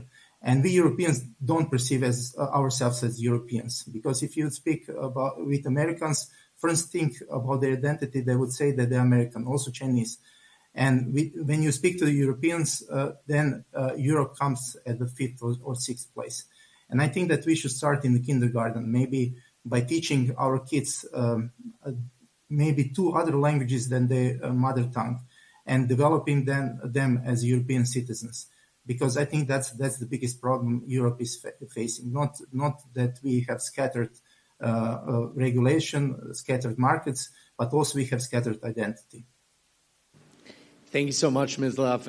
Unfortunately, we only have time for a lightning round. So really 1-minute answers to both of you, the same question. What other than what you already mentioned would you give us on our way as we develop the Future 500 to really make sure this is a success with this focus on entrepreneurs, scale-up companies, and the potential to grow and innovate? I'll just briefly mention what we're working on at Oxford at the moment. So clearly, at least Europe still has top universities in the world, and at Oxford we're trying to see, in addition to all the quantitative indicators from finance and economics that are helping you predict the future of the company, can we also tap into something else? And we just launched a science called ideometrics. So we are trying to develop a new science and a method that can capture people's perceptions of the future of the company, and based on thinking of a company as simply an idea which can be generated, and then it can be evaluated, and then it can be prioritized. So some ideas fly, some ideas don't, and we are going to try to do this, to use this as a complementary approach to all the finance indicators to see whether we can actually get better understanding of what's going to work just by asking people, crowdsourcing their opinions on ideas rather than just looking at the numbers. Thank you. And Mislav, from your experience in strategic management and at the Bled School, what else can help us make this a success? Yeah, I read on our LinkedIn page a couple of days ago that future is not built by a few, it's shaped by many. So that's why I'm thrilled to have full room today.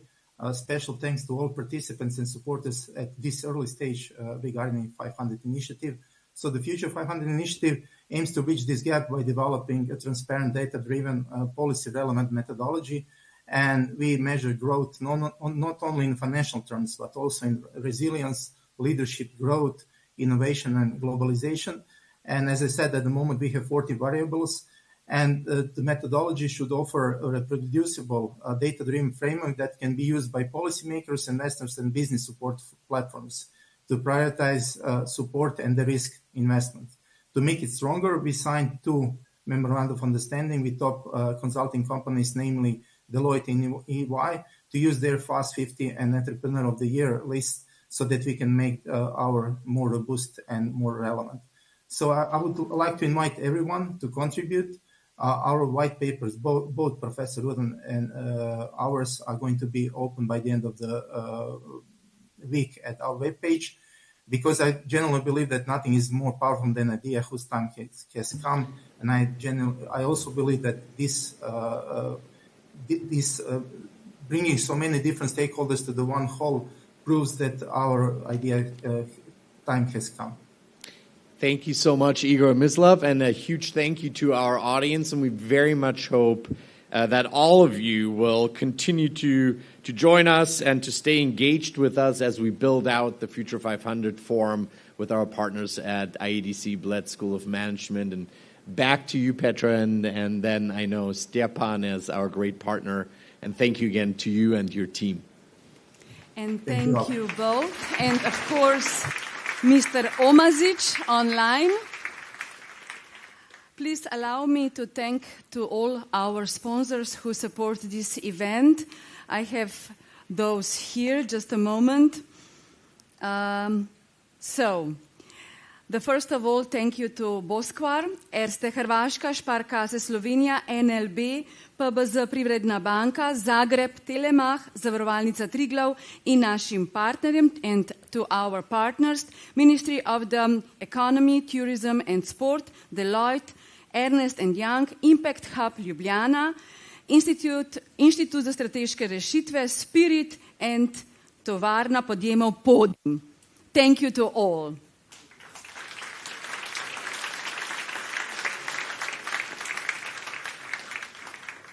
Now we are reaching the close of today's lunch. We began with the question, how can Europe accelerate the rise of its next global champions?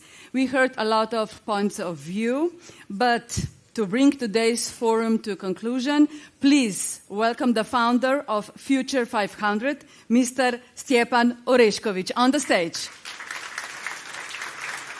The word is yours.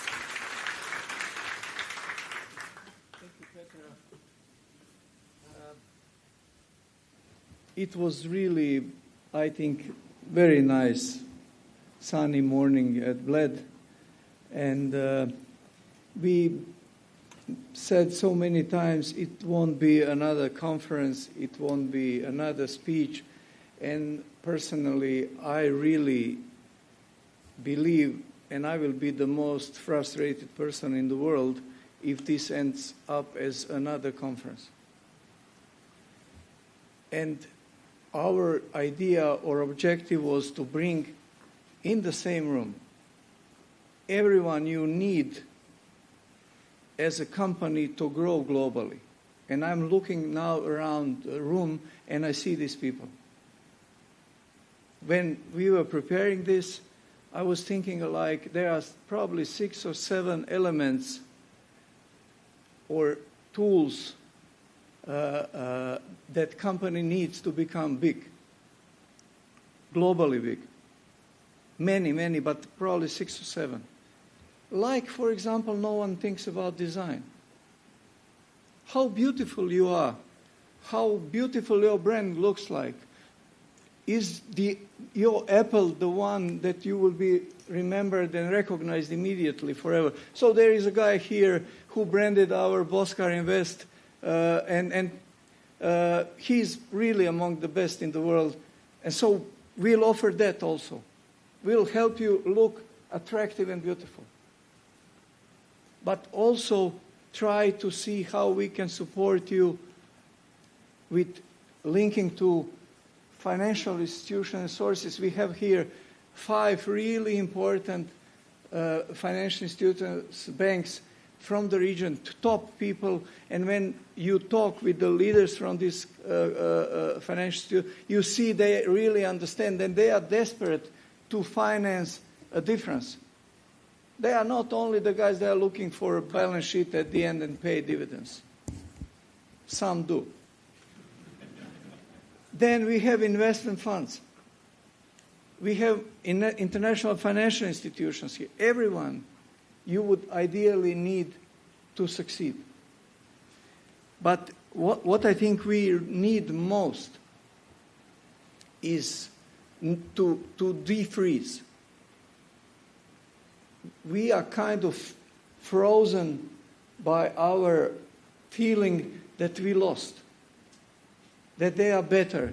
We are just crying and complaining and maybe producing documents that are alibis for the idea that we can win. So this what we are doing here is everything against that.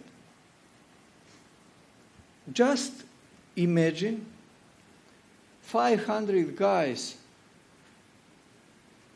like Jurek Knez, like Mark Pleško, like Ralf Broška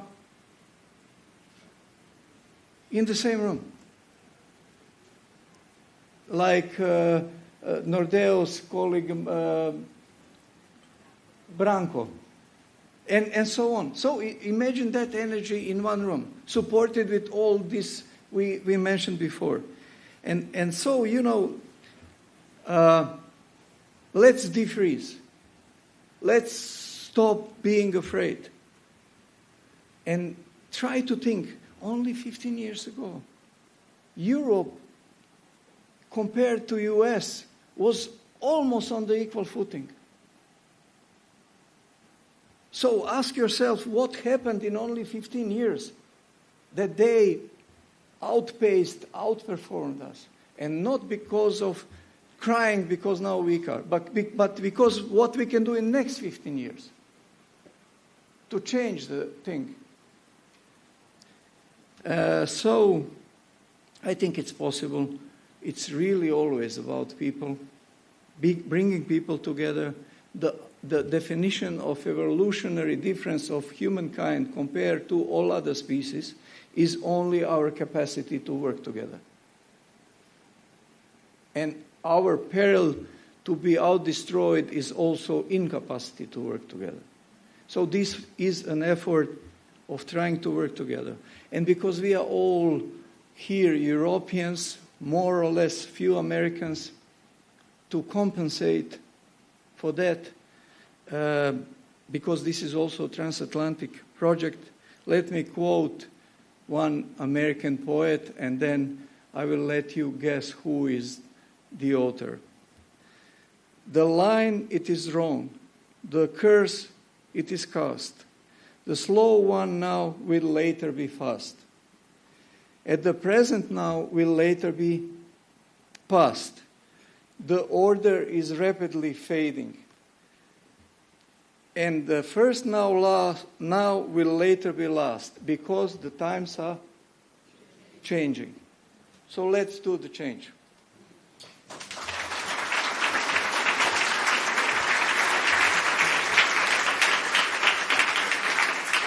Thank you, Mr. Stjepan Orešković.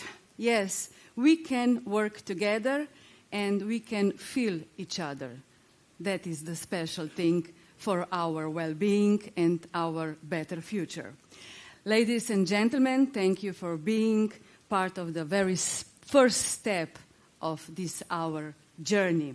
Future 500 is Europe's wake-up call. Our goal is to unlock hidden champions from Krakow to Ljubljana, etc. Now we continue in a different format with networking and meeting with all, also to media on the beautiful IDC Bled School, Business School terrace. So we invite you all to lunch. Thank you to being here, and thank you for being so special guests of ours. I wish you all the best. Goodbye.